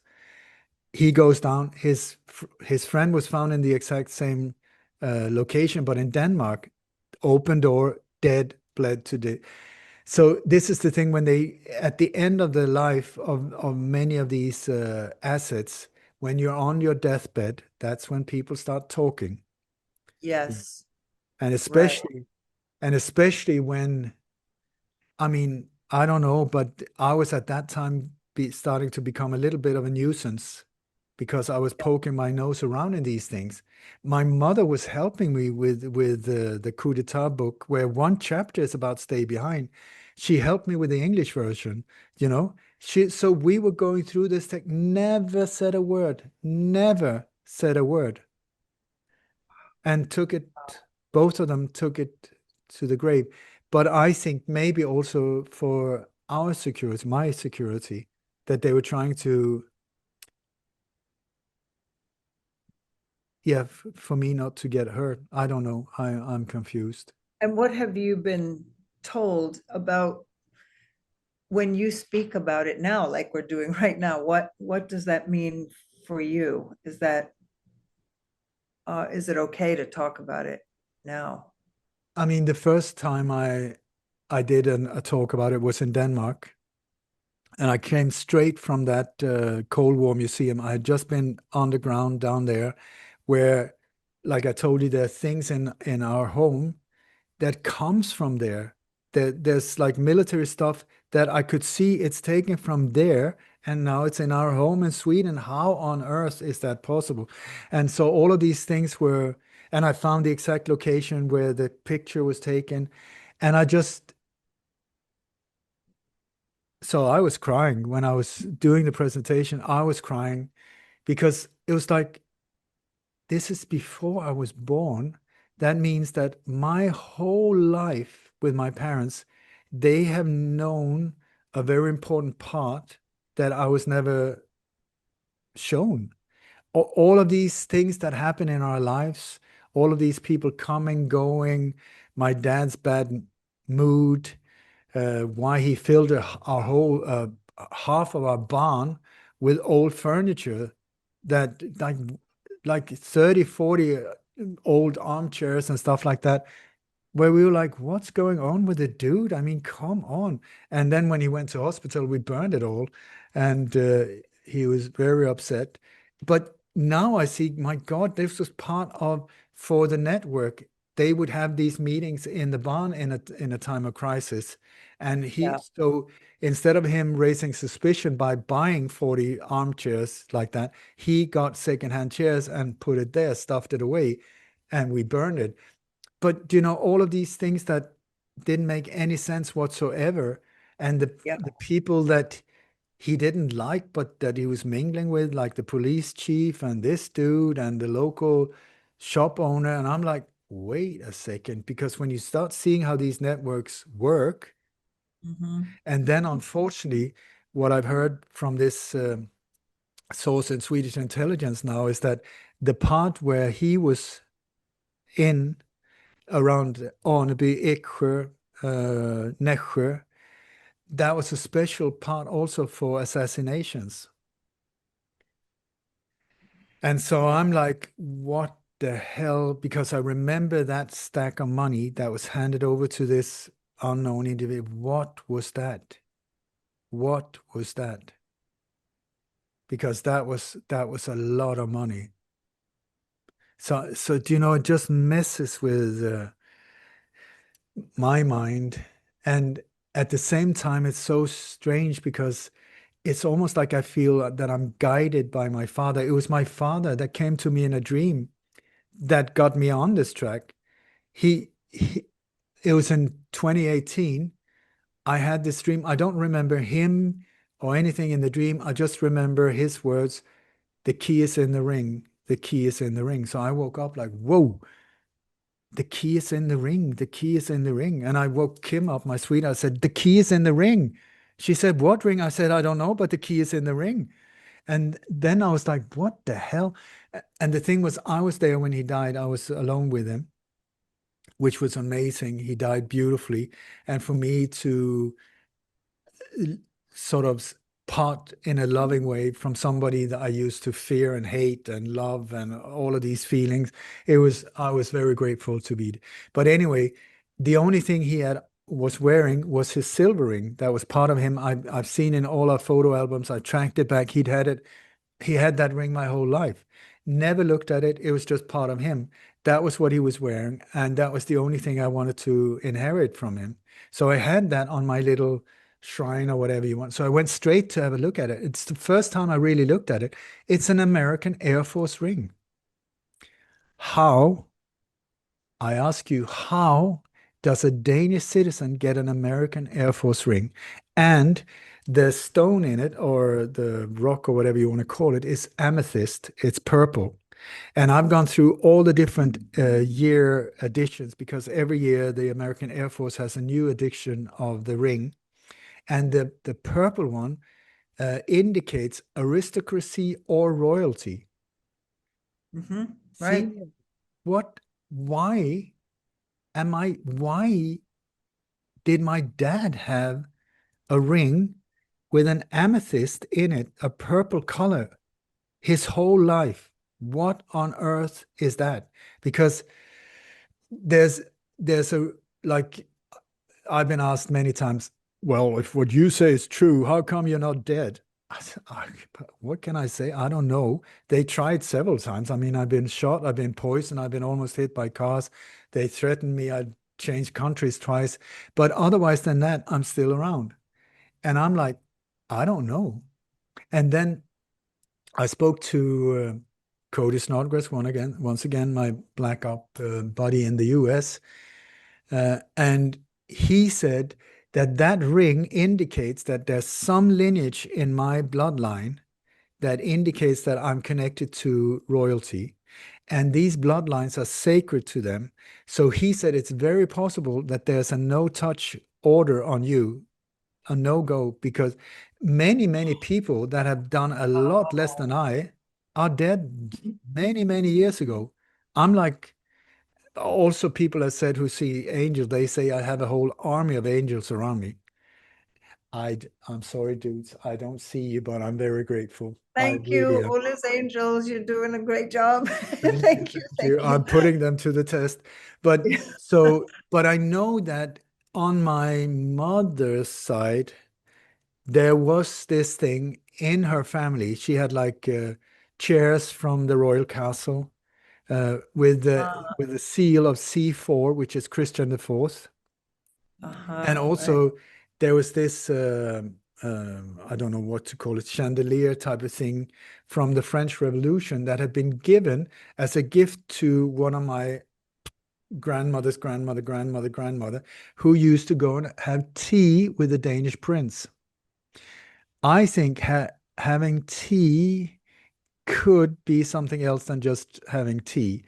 And speculation again, is it possible that a child was born from them drinking tea out of wedlock, but with royal bloodlines that Yeah. made that bloodline go down through my family into this body and making it a no-go area?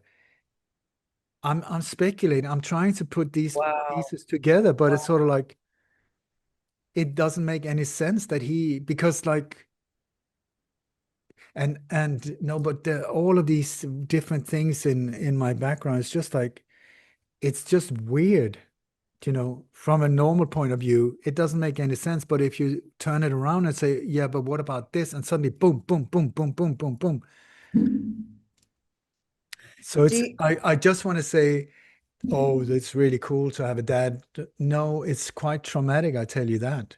Because it's like my sister is heartbroken because she thought that she got really close to my dad at the end, which she did. But now there's this whole big universe opening up, also explaining a lot of these weird things that we went through without understanding. It was just like no because of no, there's no reason. It was just this is the way it is. And like I remember one time my brother had just got a moped. He was 15 and he could finally go and see his friends, and at that time, I don't know what year that would have been, but there was this time when my dad was freaking out. He was absolutely freaking out because my brother didn't call home and said when he had got there. And my dad was, what the hell? You have to, like this. And we were like, come on, calm down, old man. What the hell? But now I see maybe there was something else going on, the things that yeah. we were not aware of. I also know that one summer we had this child, this boy, I think he was 9 years old, from East Berlin as a summer. My parents were not into these type of things at all, charities or anything. Suddenly there was this boy from close to the Berlin Wall. I mean, he used to play and look like the people getting fried on the fences. But why was that boy there? And I tell you, the more I think of it, I think that it's possible that in this network, this boy was taken and they forced his parents to do stuff, whatever that was, and that boy was kept hidden away until they had fulfilled whatever, and then the boy was given back. That's just my. That makes sense.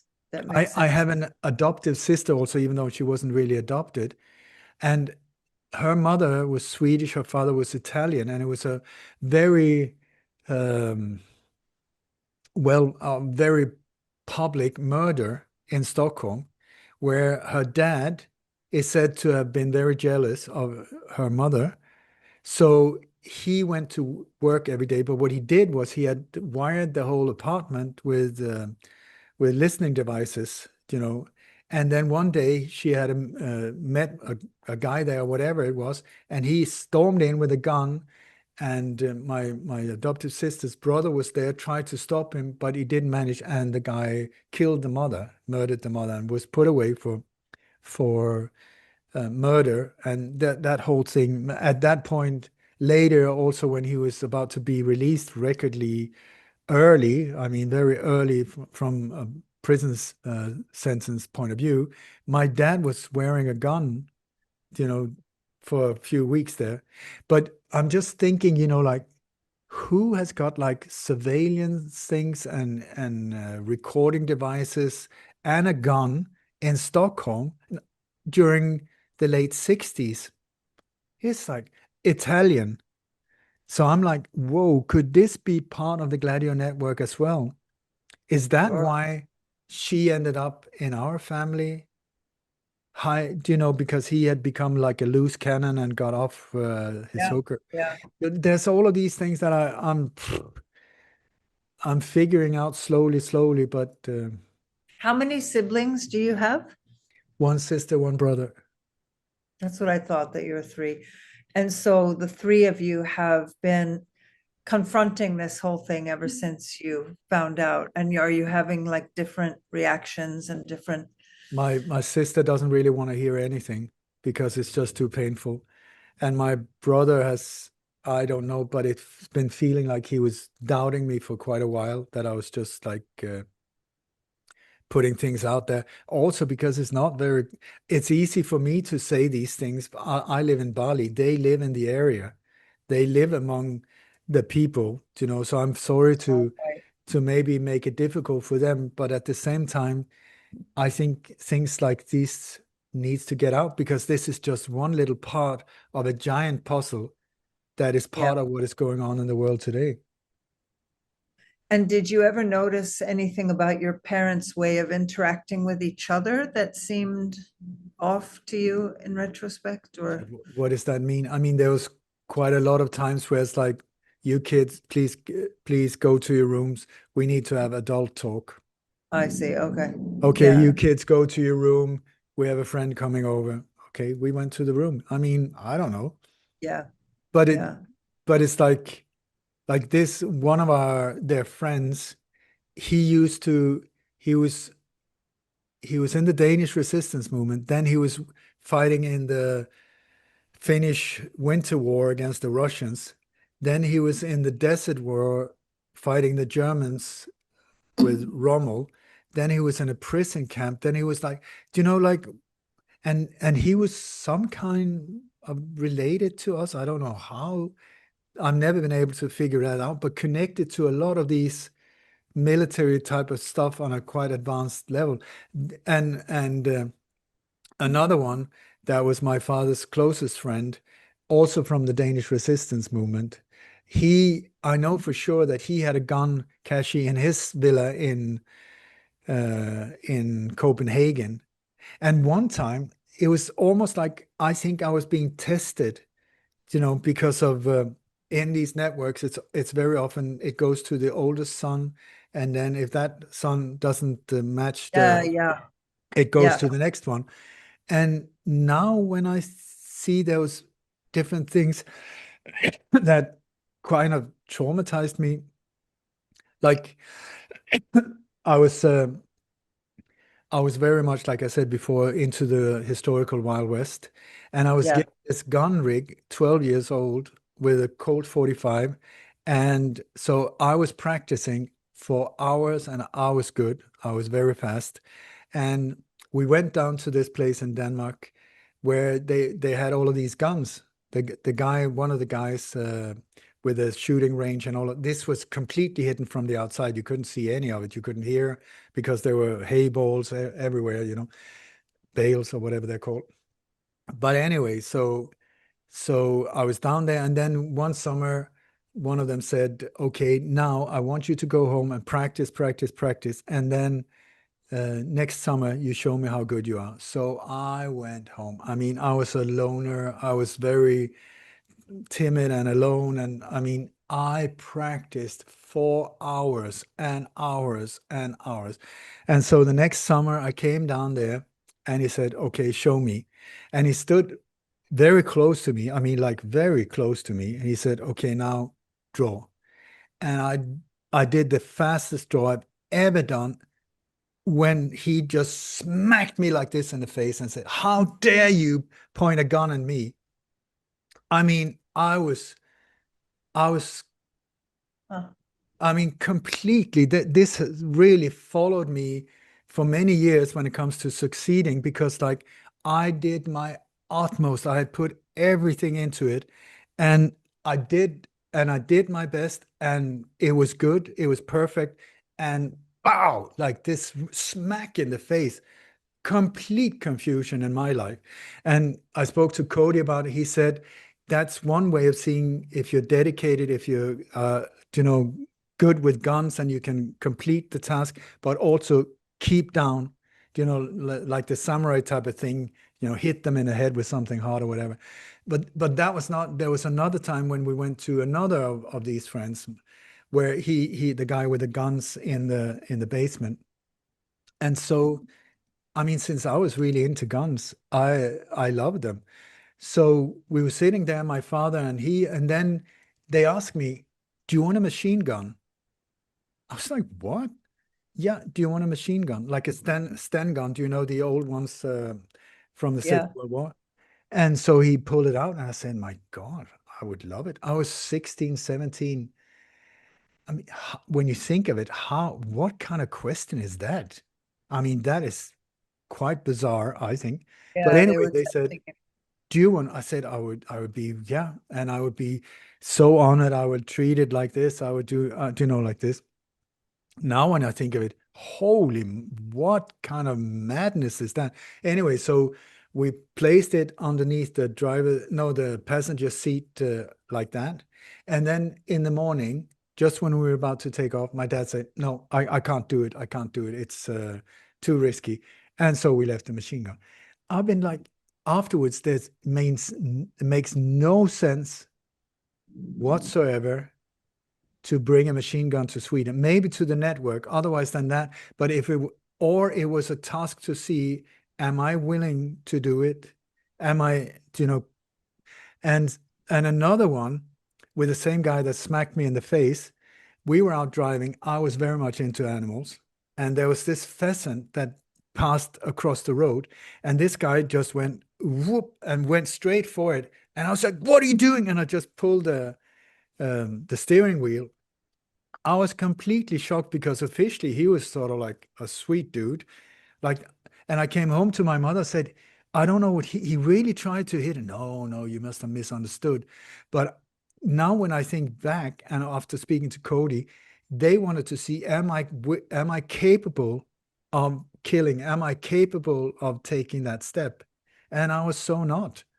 I mean, and so this is also why I completely failed their tasks, their tests, Thank I think. God.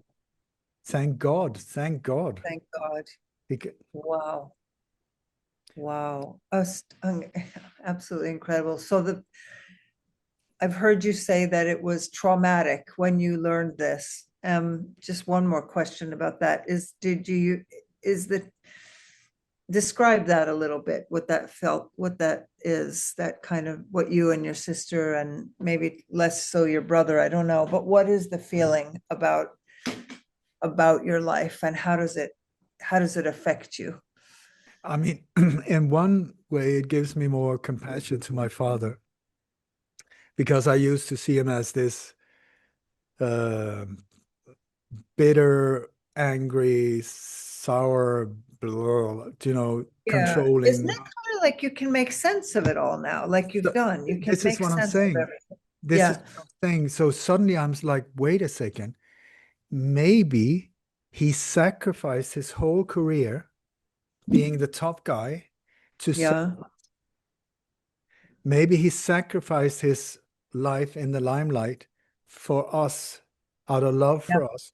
Maybe he sacrificed his life. He could have gone up there. They offered him like all kinds of stuff to stay. He said no. He gave all of that up to a life in the middle of nowhere among people that he didn't like, where he was no one. He ended up on a factory floor. Like this whole thing, he gave up his life. And then him becoming bitter. Can you imagine doing a thing like that and you can't even say it? You can't even express it. You can't even say, listen, I'm very sorry, I'm in a bad mood right now, but I'm under a lot of pressure because of you can't say that. You can't, Right. you know, like it was like Yeah. when we went to school, when we were in high school, we left him, and then in the afternoon we came back, and he was always sitting in the same chair reading one of these cheap novels, you know, like agent type of crap. And I was like, what a loser. But now I see his life. I think they're out of the house. Boom, get on. Boom, do all of the things needed. Okay, they're on the way now home. Back in chair, up with a book. Oh, how you been? Good.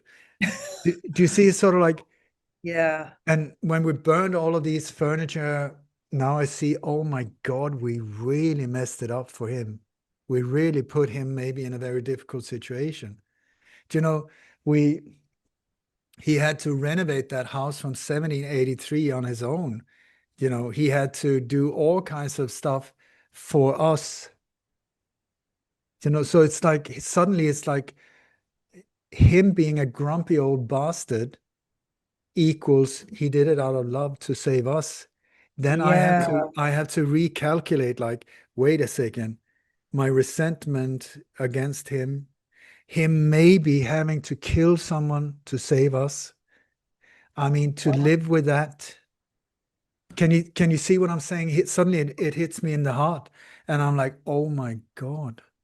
What about him being put together with a woman that was not the love of his life? He had the love of his life, another woman that, um, but with this woman, a wonderful woman, but not somebody he chose out of life, and then was stuck for the rest of his life. My mother, who married him, maybe not out of love, but both of them stuck, and they were stuck in this thing that they couldn't get out of. Mm. Then Then in the end, my mother left him and was taken over by another part in, I think, in the same network, but an MI6 agent, a real creep. Uh, How old were you when she got together with him? Did she marry him or your yeah, I mother? was, Yeah. no, no, not. He was married. He was Oh, married. A oh, really creepy creep. Oh, oh, fuck.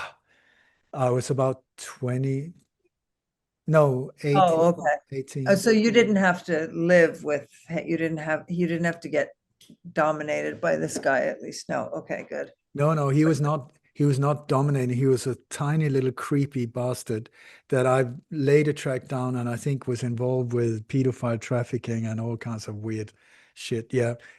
He was also very much into MK Ultra, so much that he could translate books in the whole MK Ultra technology. He had a translation company, and some of the things that he translated was very advanced things into MK Ultra.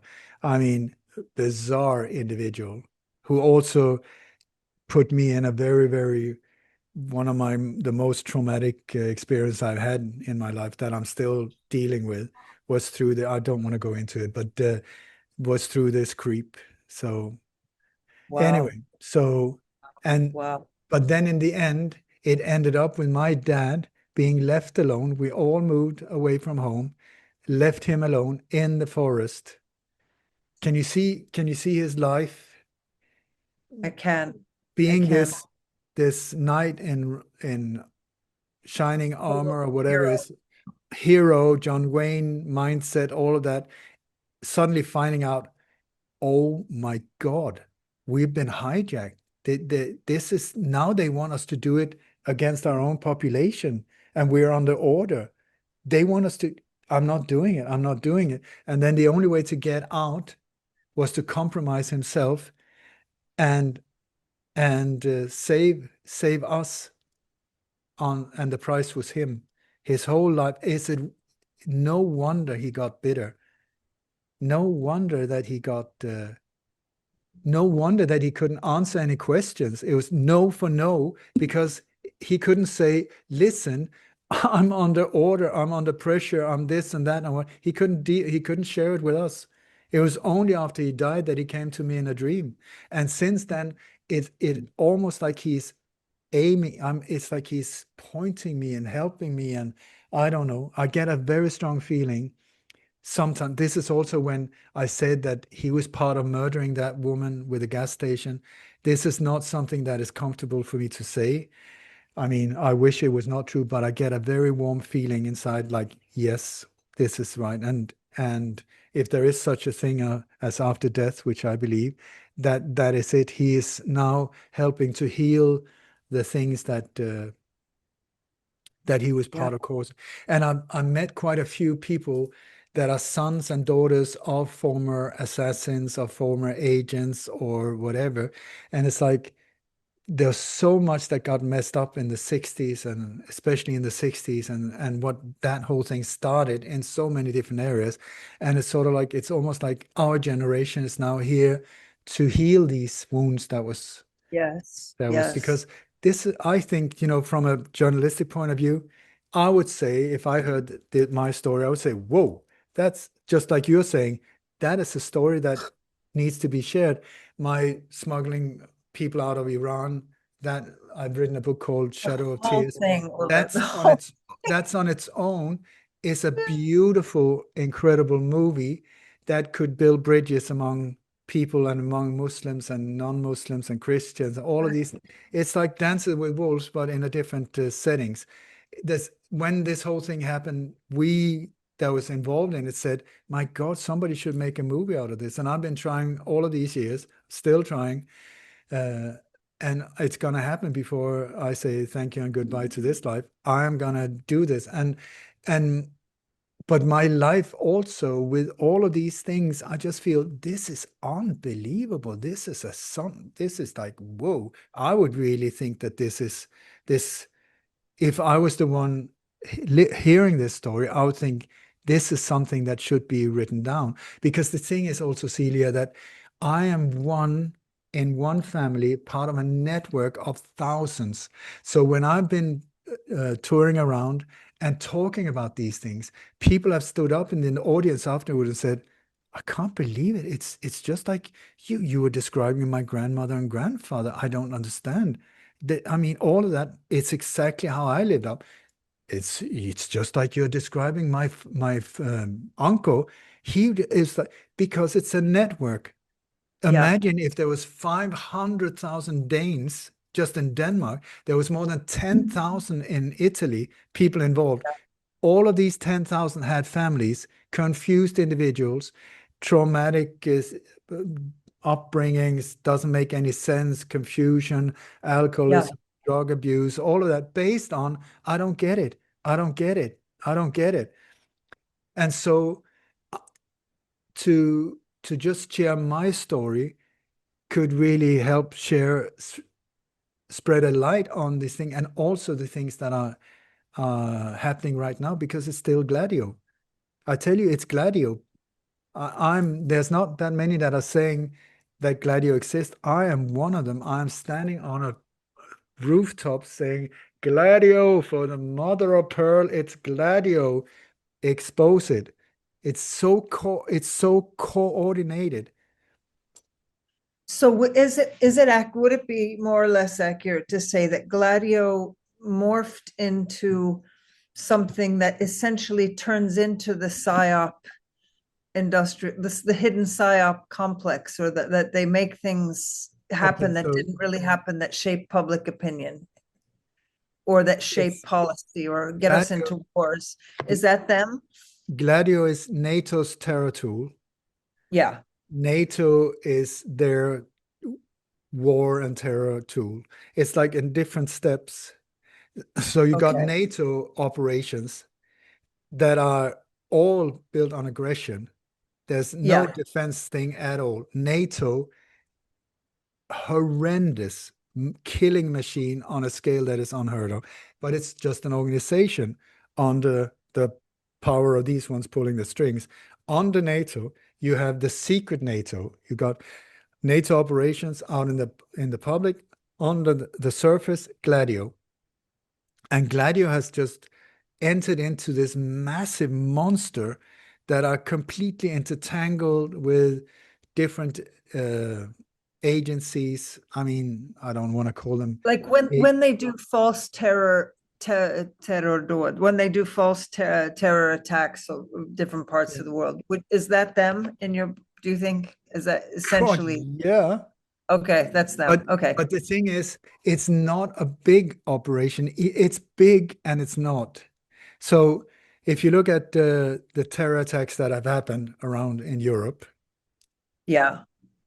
it's, if you ask me, and I spent so many years looking into it, I've Yeah. identified it. It's a mobile unit.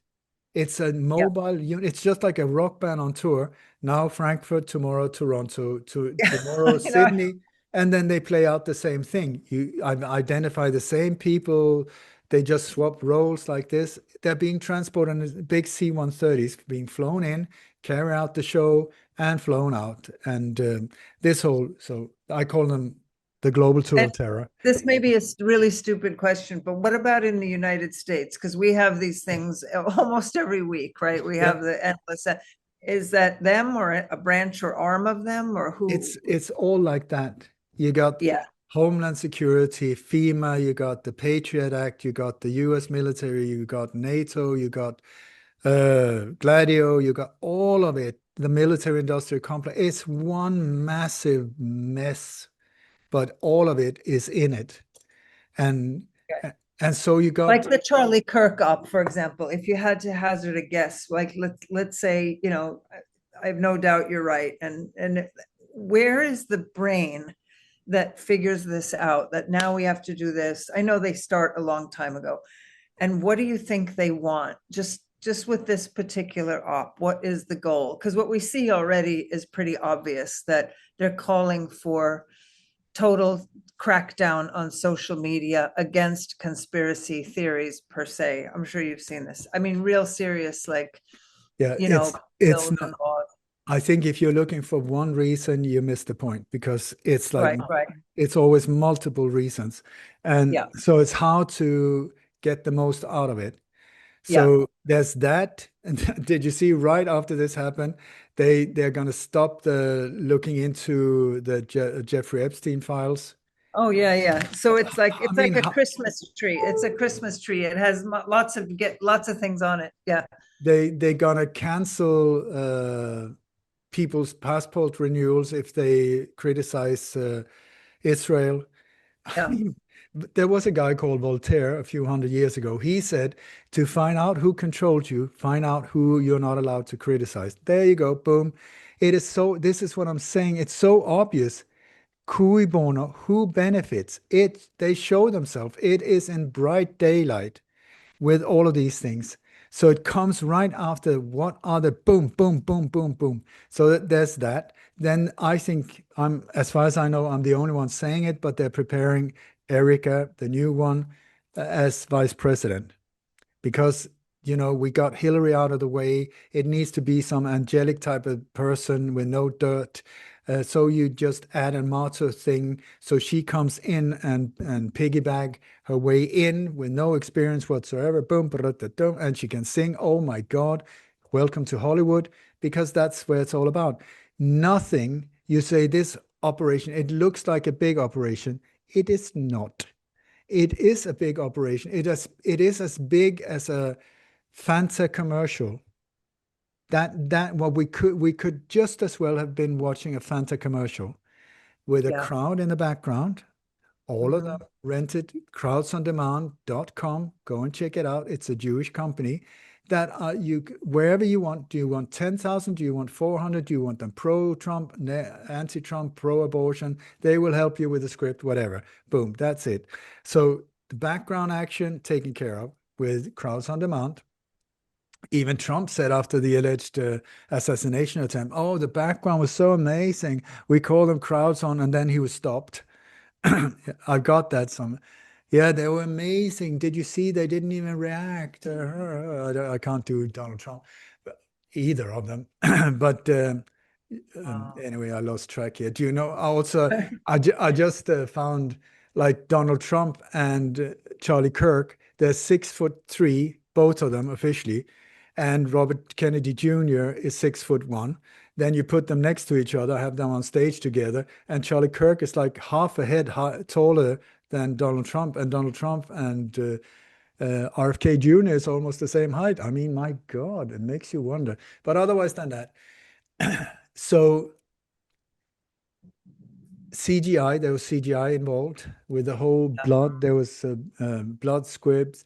There was his security team are the ones that are central in the whole operation.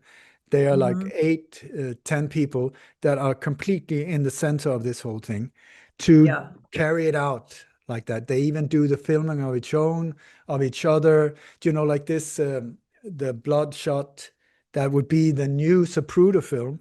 I mean, that for mainstream media would be worth millions. There's been 8 million downloads or views of that thing.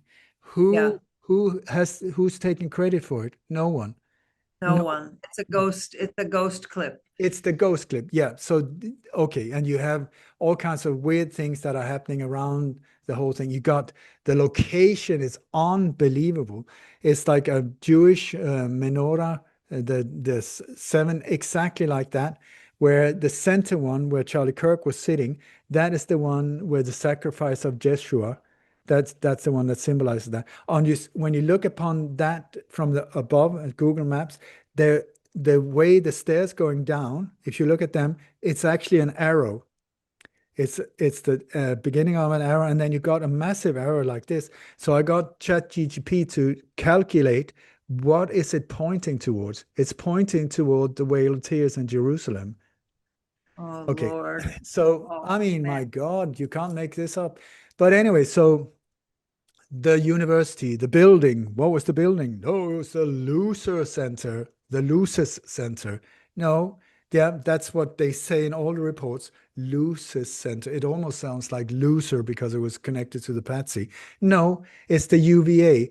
It's a university, but connected also to military veterans. And CIA has been, they have big courses there. The FBI have big courses there. The CEI, no, CAI, which is connected to Israel also. Israel also gave that specific building $2.4 million grant for Israeli research. I mean, hello, that sounds interesting once again. I didn't think that Israel was in the States. Yes, it is. And by the way, the US is under Israel when you look at the hierarchy in the whole thing, if you don't understand. And also, while they tried to shut down the Epstein files and all of that, they also granted a new how many millions to Israel? And I mean, just to remind Yeah. you, officially the US is in big trouble financially. There's a lot of people, homeless people, and so on. So why not stop these grants to a small little country in the Middle East that you officially have no connection with and take care of your own people? That's just a suggestion from me. So, And I'm sure you know that there's now out in the open about Project Esther, when Israel is paying enormous sums of money for openly paid propaganda by influencers, getting up to $7,000 per post, per one post. I so mean, what this is else is new? really what's new is that it's now being pushed on us as like, yeah, take that. In other words, it's almost like the way AIDS was one of my big subjects, and they used to talk about fighting AIDS, and it was all the things people were supposed to do and give money and bicycle and walk and march. And now it's like it has that same spirit to it, that yeah, we're going to clean up. In AIDS, other words, AIDS was a propaganda it has a different reputation now. It's like taking on very virtuous facade now. Like and when I mean, I go so far back, like it used to be absolutely unthinkable that anybody in the information journalism sphere, if they were found to take $1, you're finished. You Mm. forget it. It's like incredible how they changed the landscape on us, just boom. And now it's like like basically you're a loser if you're not taking Israel money, because What can I say? that's, yeah, That I know. What I'm can you say? What no, can I? I'm a We one can man just band. I'm a one man band for a reason, and we I'm can not say paid. that we wouldn't want that money or that life or that kind of fake journal. It must be absolutely horrible to know that you're doing fake journalism. I It doesn't seem don't. like it bothers them. I don't know, but I can only say that this is why mainstream media. I don't. Are you still there? I am, but suddenly on my screen, can you hear me? Yeah. On my screen, oh, now we're back. Okay, Yeah. you disappeared on the screen for a moment, but But the thing is also, Celia, one thing that is important to understand when it comes to the New World Order yeah, is that this is not something new. It right, started a long time ago. And right. what they very early on understood that they cannot take over the world as dictators. It's going to be too messy. There's too many of us. So if they try and force themselves on us, we will just there will be massive revolutions and uprisings and all of these things. So they have to do it in a different way. Here comes the psyops. They have to come in as Yeah. saviors, you know. Yes, So right. their agenda is to destroy everything. Yes, they're Everything, Satanists. everything, nations, genders, sex, families, Right, languages, countries, culture, yeah, religion, everything. everything. And out of the ruins, which is what we see now, everything is being destroyed.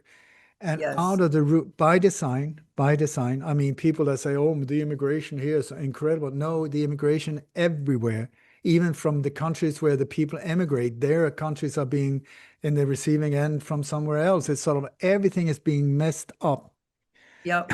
by design. It's not that people are incompetent. No, they're highly paid, very good at what they're doing to mess things up, to create chaos. And out of chaos, that's when it's when these saviors appears, that's when you have to be aware. Because what they will do, and if it's not Trump, it's somebody else that on the still a player, but like an important figure, both of them. Or if there's more of Donald, I don't know. But anyway, do you know? I just want to say that many of these people have very strange hairdos, which confuses us. So we think, oh, it's Hillary. Why do you say that? No, because it's you. I saw it because they had the hair cut. Oh, it's Donald. I mean, don't you think he would have that he could afford a sort of a good hairdresser and still he looks like that? It's because it's much easier with doubles. You just put the same hairstyle on them. We and our mind just go, oh, Donald, oh, Donald. Wow. So look out for the hairdos. They have Right. that on Patsy's as well. But anyway, sorry, I lost the track here. Wow. Wow. That's very Um, interesting. Yeah, I've noticed, I will say this, I've noticed that part of their abuse happens through hair. I've noticed that they use hair kind of to mess with us. I've just it's noticed that it's hair is a like big deal. if in an operation they use uniforms. So we see a police officer, we don't see Ben Jones in a uniform or a firefighter. You don't see who that is. You see a firefighter. They use Yeah. these, or a military guy or a security guy. We just see, oh, it was a security guy. Well, who was it? I don't know, but it was. So we see the uniform. I think Yeah. it's on a similar scale with these unusual hair styles that they have, that they use that for that. We just go because I've got like I was part of writing a book about Hillary, the four of them. There's at least four. I mean, when you put Really? images of Hillary next to each other, it's like one is old, one got hips the size of like that, one is Yeah. short, but they all got the same hair, and we thought, oh, it's Hillary. Oh, it's Hillary. How do you know? Yeah. Well, it's Hillary. I don't know what's the matter with us, but it's like uh, we're very easily tricked. And I mean, this is also, it sounds bizarre, but we got at least two Charlie Kirks. I think three. Well, I we can showed all that in believe the, they don't even, they that. look similar, Okay. but they're not at all. You got at least two Donald Trump. I think one with a red tie, one with a blue tie. I know it sounds outrageous. I tell No, you, I know this is about it. the red tie, blue tie. Yeah. But there's one thing with this because in one way it is normal among high profile individuals for security Okay. reasons and so on. Stalin had a double, Hitler had doubles, and so on, because, from I'm going to go this way and have a secret meeting, you go and say hello to the people. Michael Jackson, why did he have a mask on? I think that guy didn't look exactly like the rest of them. There was several Michael Jacksons also, but we just like, oh, it's Michael. Oh, it's Michael. Oh, it's Michael. You put them next to each other, like, no, it's not at all. So it can be used Yeah. for good, for the security of that individual, but it can also be used to manipulate us with. Yeah. I saw a picture the other day. I just, how things just come up on the screen, and these headlines are always about celebrities. And it said that it was a picture of Jeff Bezos' wife. Wait, I can't remember her name. Stepping out. And, the headline is all about the perfection of whatever she was wearing. So it's like, I think they called it a slinky blood red cocktail dress. And so there's the picture. And I look at it and I go, unfortunately, I mean, I don't know how it is. I've been forced to even know what Jeff Bezos' wife looks like, but she's all over the place. So I know what she looks like. And this wasn't even close. So I thought, why are they doing that? Why are they I introducing? think one of the reasons is that they're messing with us so we don't know what is real and what isn't. So we Yeah, start yeah, doubting everything. I mean, I don't dare to say anything that this is true and this is correct anymore, because with AI, I have no idea. I don't know. yeah, Is that right. really Donald saying that? Is that really Putin? Is that really Boris Yeltsin? I mean, I have no idea. I have no I idea. know what I wanted to ask you. I know you've talked about your definitely your grandparents, maybe not your father, being Masons, and this was in the Swedish conversation, that Yeah, that long interview. I cannot say that. I It would make sense, but I don't know.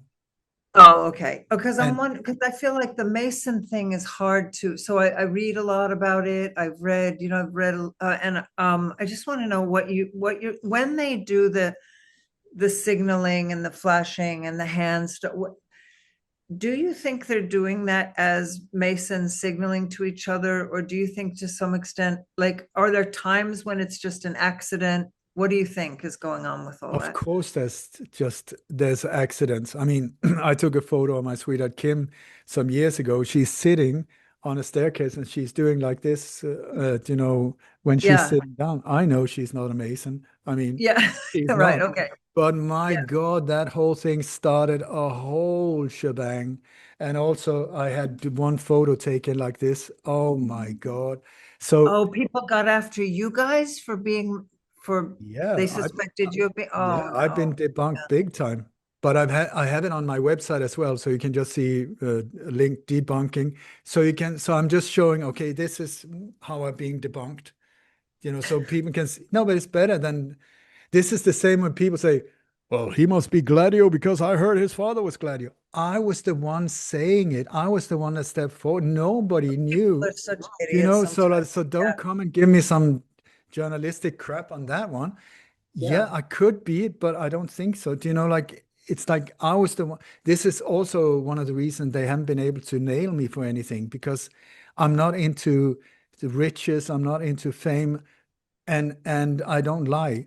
I've exposed the different traumatic things in my life. So please, if you want to find dirt on me, good luck, because there's not a lot to find that I haven't already put out there. Also for my own security, to just better get it out there, so you can't hook on to me. But yeah. yeah, no, regarding the Freemason things in my family, I've never seen anything of it. I never, nothing like that. Okay. It would make sense, like maybe my mother's father and my grandfather, but also many Masons are beautiful people on a lower level. They're Yeah, being taken for an enormous ride. They think the world of the Freemasons, and they don't understand why people like me are pointing fingers at them because they're right. in the lower ranks. It's when you get higher up. I Higher even rank. sat with a Native American guy who was 32nd degree or 33. I mean, way up there. And this guy was very serious, and he said, what you're saying is just not correct. I'm at the absolute top. There's nothing of the dark that you're talking about. So I said to him, okay, is it possible that you, as a native Indian, which is, I mean, Native American, whatever that means, uh, that you have been taken for a ride because they wanted to access your people, and that you were brought all the way up to the top and still kept in the dark because you were not one of them, but they wanted to control you. Is it possible? He was devastated when he started looking at it because, like, what are you saying? And then he started seeing the things that he was never ever allowed in, even though he was on that level. He was never Yeah. part of them. So it's the whole Freemasonic thing is an incredible deception also for the people involved. Yeah. But what they do is in the rituals going up in the steps, in Sweden it's 13, in the States and other countries it's 33. But during these rituals, what they do is they collect dirt on them and Yeah. have it as a blackmail type of thing. Yeah. In the States, at one point you had to lie naked in a casket, masturbate while screaming out your deepest inner secrets. I Yeah. tell you, are you telling me there's not a little video camera somewhere just like, oh, thank you so much, dear Mr. George Bush Jr. We'll just keep that in mind the next time you do something stupid, to shut you up or whatever. Yeah, yeah. And the masonry intersects with monarch mind control, which intersects with MK Ultra. So I try to, I know it's so I do notice some things though, like for example, when women in power who are playing roles, when they I just went like that when they wear all white. Um, Now because I've been studying it, and there's a particular person who I follow on X, and he has almost no followers. His name is Tim Baber, but he something happened to him. He was kind of mind fractured in an MK Ultra setting. He was a British guy, and he's always showing things, how they use colors, how they use forms, how they use, and it's I feel like I understand why a lot of people don't even they would look at his stuff and go, what are you talking about, you madman? But for me, I just kind of like, it becomes like a language. I eventually It feel it like I can speak a little bit, and now I'm very sensitive to it, and I just and it butterflies, and I realize that once I start learning it, I kind of go, yeah, I have always had a slight problem with like the peace sign. There's just certain things that I've just never, it's all about it, it isn't nothing, it's something. you're It's right, something. right over target, I think, because it is a wordless language. It is their way of communicating with color codes, with signals, with all of this, with ties, the color of the ties. So you don't have to communicate with each other, with them leaving shoes on the crime scene, with all of these type of things that are there to send messages to the people in the know. So sort of like now, over the years, I've learned a lot of these languages, or the meanings of them. So when I see certain images, I can, at least to a certain extent, interpret like, okay, boom, it's our operation. Yes, it's magenta, so it's connected to Europe. Yes, it's like that. And then the politician has a magenta tie on that the next press conference. So he says, "Yep, I'm in on it." Boom, boom, green tie. Okay, it's a green light. Now we invade that con. Do you know, like all of these things are being played out. And a friend of mine told me one thing without knowing what he was really revealing. He said he was stuck in China for 8 years. They confiscated his passport. He was just a wannabe businessman, and he used to go and work out at the Hilton Hotel or one of these high-end hotels. And he said it was so strange because in the gym there were all of these, like the CEO from Nestle and all big companies like that. And then when The Simpsons came on, everybody stopped. Everybody went to the TV and watched Simpsons. And he said, I never understood what was so special with The Simpsons. I tell you, The Simpsons is one of these wordless communication things. Simpsons is Yeah, not just, there's, I haven't seen a lot of it, but I've seen so many of these predictions where they say it and then it happens. That's exactly yeah, it. they are telling wordlessly people around the world in the know, businessmen, military, like this is what's going to happen. So no emails are needed to be sent. No, all of that is being sent. It's just a family show. Right. And so this is going to happen. So Nestle and whatever these companies, they rearrange and prepare for a boom or a bang or whatever, you know. And so then it happens. Amazing. Simpsons did it again. They predicted. No, they said this is what's going to happen. So when you watch Simpsons, be aware what is it they're showing, what whoop, because often it's sort of a bit out of context. It's a small little sequence that doesn't really make any sense to the rest of the of the show. See, I feel like I'm very, very sensitive. I feel a show like that has always felt off-putting to me. It feels like an attack somehow. I've never wanted to watch it for too, and it's The Simpsons are yeah, The Simpsons. Like it just always felt like just a little bit jarring somehow. I agree. I watched them. I don't watch them. Yeah, and there's so much, yeah, pop culture. It's endless, endless, endless. It seems like there's absolutely nothing But Celia, that clean I'll of it. I'll give you one more and then I need to go. Okay. Okay. The Illuminati card game. Are you aware? Yeah. Yeah, okay. So that was printed, the last one in 1996 by Steve Jackson. Very Freemasonic in its layout, the company, everything like that. But anyway, in that card game, we have all of these things that then happen. Okay.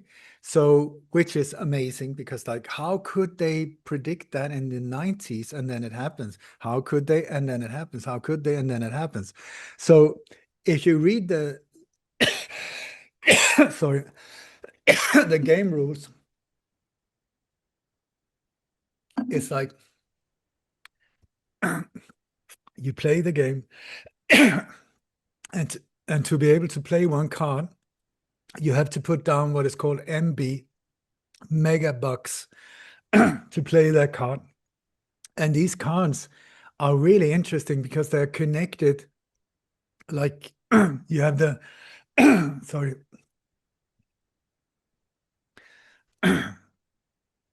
you have the Communist Party in Russia connected with this and that, and it completely doesn't make any sense.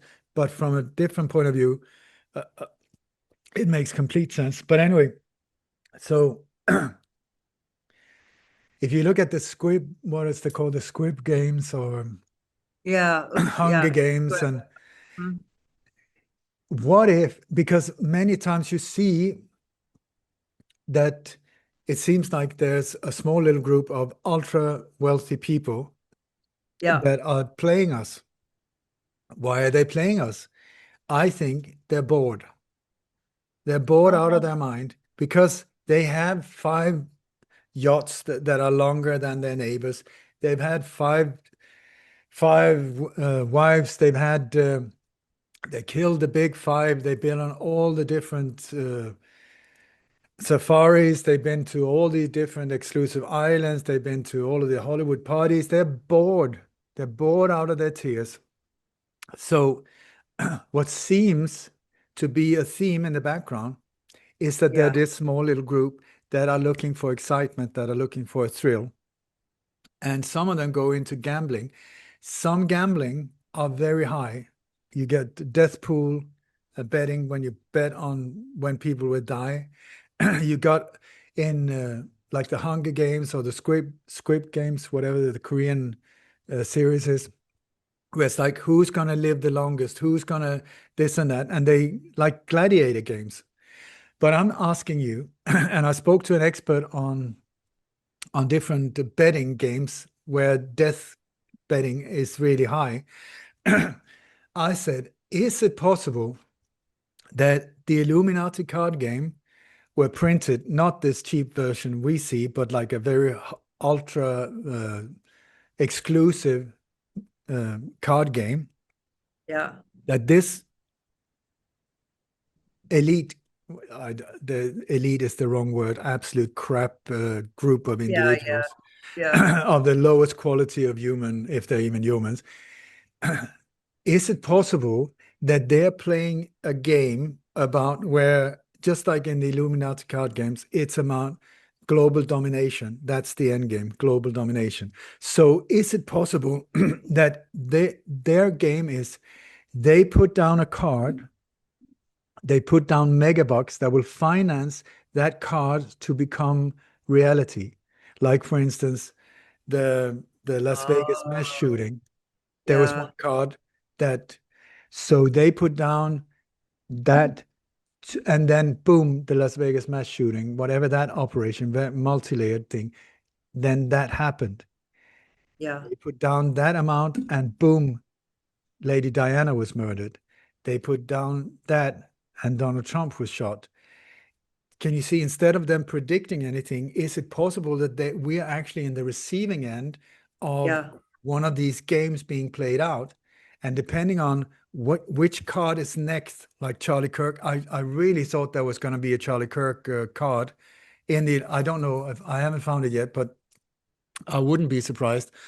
Or maybe the Erica, the angelic white uh, female next president. If yeah, that is the card that is being played now, backed with megabucks, whatever that mean in their world, that could be like trillions of dollars, whatever they print them themselves. So, so that we're actually in the receiving end of a game being played among these individuals. I'm just suggesting that that could be a possibility. yeah. That sounds right. That sounds right. So so this card, anyone can look at this card game, right? Or this card deck, whatever the Illuminati card. Like, do they have one for World War III? There's so many different cards. I mean, if you look Okay, at, but World War III, I don't think that at all. okay. I have no worry about World War III. There's no need for wars anymore. It's on an information level. It's through Yeah, yeah, screens. yeah. It's through censorship. That's where the war is. It's information war. They don't need to fire anything. The only reason they blow things up is because they get a lot of tax money, and there's no need for these big wars. There's no enemy to fight. We're the enemy. It's not nations anymore. It's not Right, empires anymore. right, right, It's right. about world domination. So I don't, this whole World War III and A-bomb things like that. If you look at the A-bomb thing, that's another one for you. That is not true. Hiroshima, I Nagasaki. gathered that. It Yeah, was yeah, carpet bombing with firebomb, napalm bombings, and it sounds right. outrageous when you start looking into it. If you don't trust me, how come people are living in Hiroshima and Nagasaki doing well these days? Because radiation should have lasted at least 1,000 years. Go figure.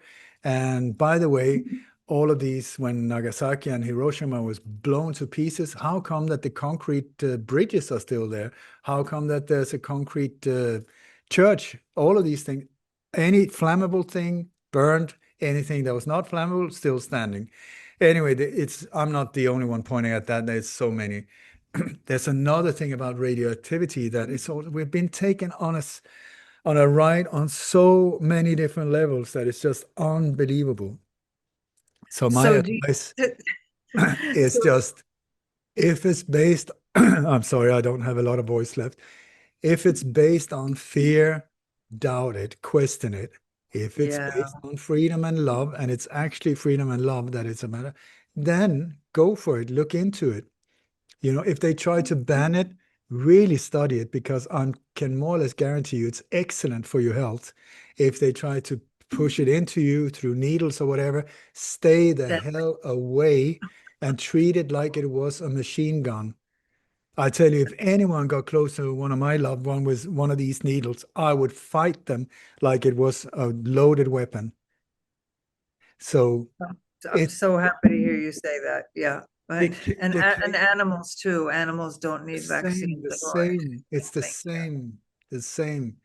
We're Yeah. in the receiving end of all of these experiments or whatever crap it is, but they don't want us to thrive. They don't want us to be happy and evolve as spiritual beings. They just love destruction, death, and I do not. So So the ultimate rebellion, you might say, but I don't mean rebellion. The answer to it all is really joy and life and freedom and other people and just simple things in life rather than staring into the abyssal. I know you've said turn your back on Dave. What did you say? Turn your back on David Copperfield. You said in one of your interviews, wasn't that? No, You said like turn no, your turn no, away no, from the, you didn't say that? no. What I did was, it is like watching David Copperfield, but do a 360 around him, and sooner or later you will see what he's actually doing. It's not magic. We're being played, but Okay. it's So you don't like the walk away from it, you just learn how to see it. You don't have to turn oh, away it's from it's it. like when I go to a crime scene, it's just like I try one path, that was not Yeah, it. And I go to the next, that was not it. But these two are now, I know that's part of the solution, that this was not the solution. Do you know, see, yeah. just like Edison is said to have have invented the light bulb. But anyway, he find all of these ways that was not the solution, so he could take it away as so just Yeah, yeah, go go yeah. go go go go go go go, and boom, you find it. So you really, the way you look at it, I'm going to let you go now, but, and thank you so much for this unbelievable chance to talk to you. It's been amazing. It just hit me the way you look at everything.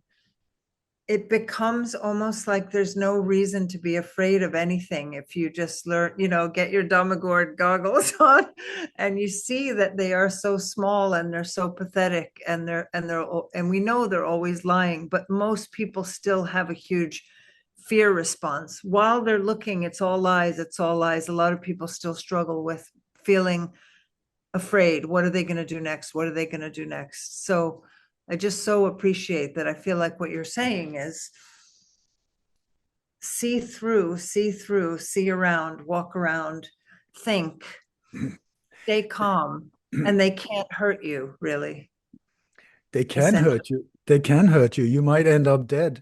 But I mean, there's an expire date on this meat suit anyway. So who knows?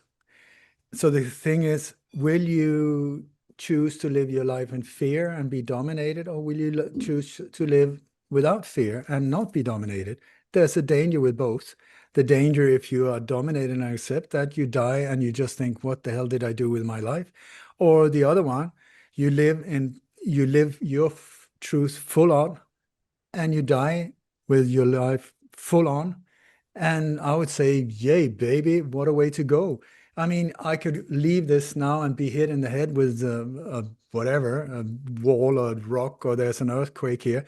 We don't know when the expiry date is, so why not enjoy life here? The thing is, when you look at fear, what is it? What is fear? Okay, so it's, where is it? I like to get it, simplify things to me. So where is my fear? Is it out there? Is it out there? Do you have it? Have you hidden my fear? No, you have not. It's in my head.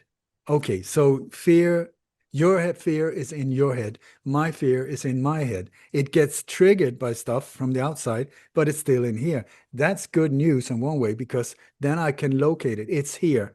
So is it true when I see fear is always connected to something that has not yet happened? Right, I'm right, not right, fearful of my past. I'm fearful right. of that it will happen again. Okay, so Yeah, it's in my head. It has not yet happened.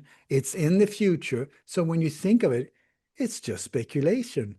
It's absolute waste of time. Do you know? So yeah, even if somebody came up, put a gun to my head, I mean, I'm saying this as a, not saying that I can do it. As long as it's there, it's not a problem. The problem occurs when he pulls the trigger and the bullet enters. If he pulls the trigger and it says click, not a problem. If it's made of licorice, not a problem. But when I'm in fear mode, that's when yeah, bad things happen. When I'm right. calm, the chances are that something bad will happen. It's a lot less, because I'm Yeah, relaxed. I can easily move around. Whatever that individual is doing, is not being threatened in the same way. It's when fear enters that bad things happen. So I would say it's a good idea to maybe not listen to this one. And they say the longest journey is from here to here. But that is the journey we should do. From here, stop listening to this one. This is a nonsense machine that is trying to make sense out of nuts, a lot of nonsense. This mind can put dots together like a mad person and make sense out of absolute nonsense, you know. So the thing is, whatever happens, listen to your heart. How do you do that? It's by quieting your mind. The voice from your heart is very, very, very low. It's almost like a whisper, but that is the truth. Whatever the situation is, listen to your heart. And Yeah. the way they can mess with you, only here. What I would like to say, just we're in the process of planning to do retreats here in Bali because Yeah. I can't travel to a lot of NATO countries now. They want to put me away and whatever. So I thought, well, after all of these years, why not let you come to me? That's not more than fair. So in a few weeks, we're going to go public with arranging retreats here, week retreats here. It's going to be absolutely mind-blowing. We have the most beautiful place we're going to do it in, and it's just going to be an absolute fireworks of beauty and joy and education also. I'm going to put on the Dammegard goggles on people and educate them on how to get them sharp, how to get them sharp so that you can see what's actually going on. You can make sense of madness and then make good choices for your life. But before I go, I would like to say, don't worry, be happy. And I have a prayer, not religious, but I have this from my beautiful teacher, Nelly Chellaram. It goes like this. May the entire universe be filled with peace and joy, love and light. That's every single square centimeter, inch, whatever you want to call it, be filled with peace and joy, love and light. May everyone, and especially the ones who hurt you, be filled with peace and joy, love and light. May the light of truth overcome all darkness. So victory to that light. And on that note, I am going to say over and out. And Celia, it's been an absolute honor and pleasure and joy to speak to you. And I feel what do you say, to quote Casablanca, I think this is the beginning of a beautiful friendship. Thank you, Ole. Thank you so much. Absolutely beautiful note to end on.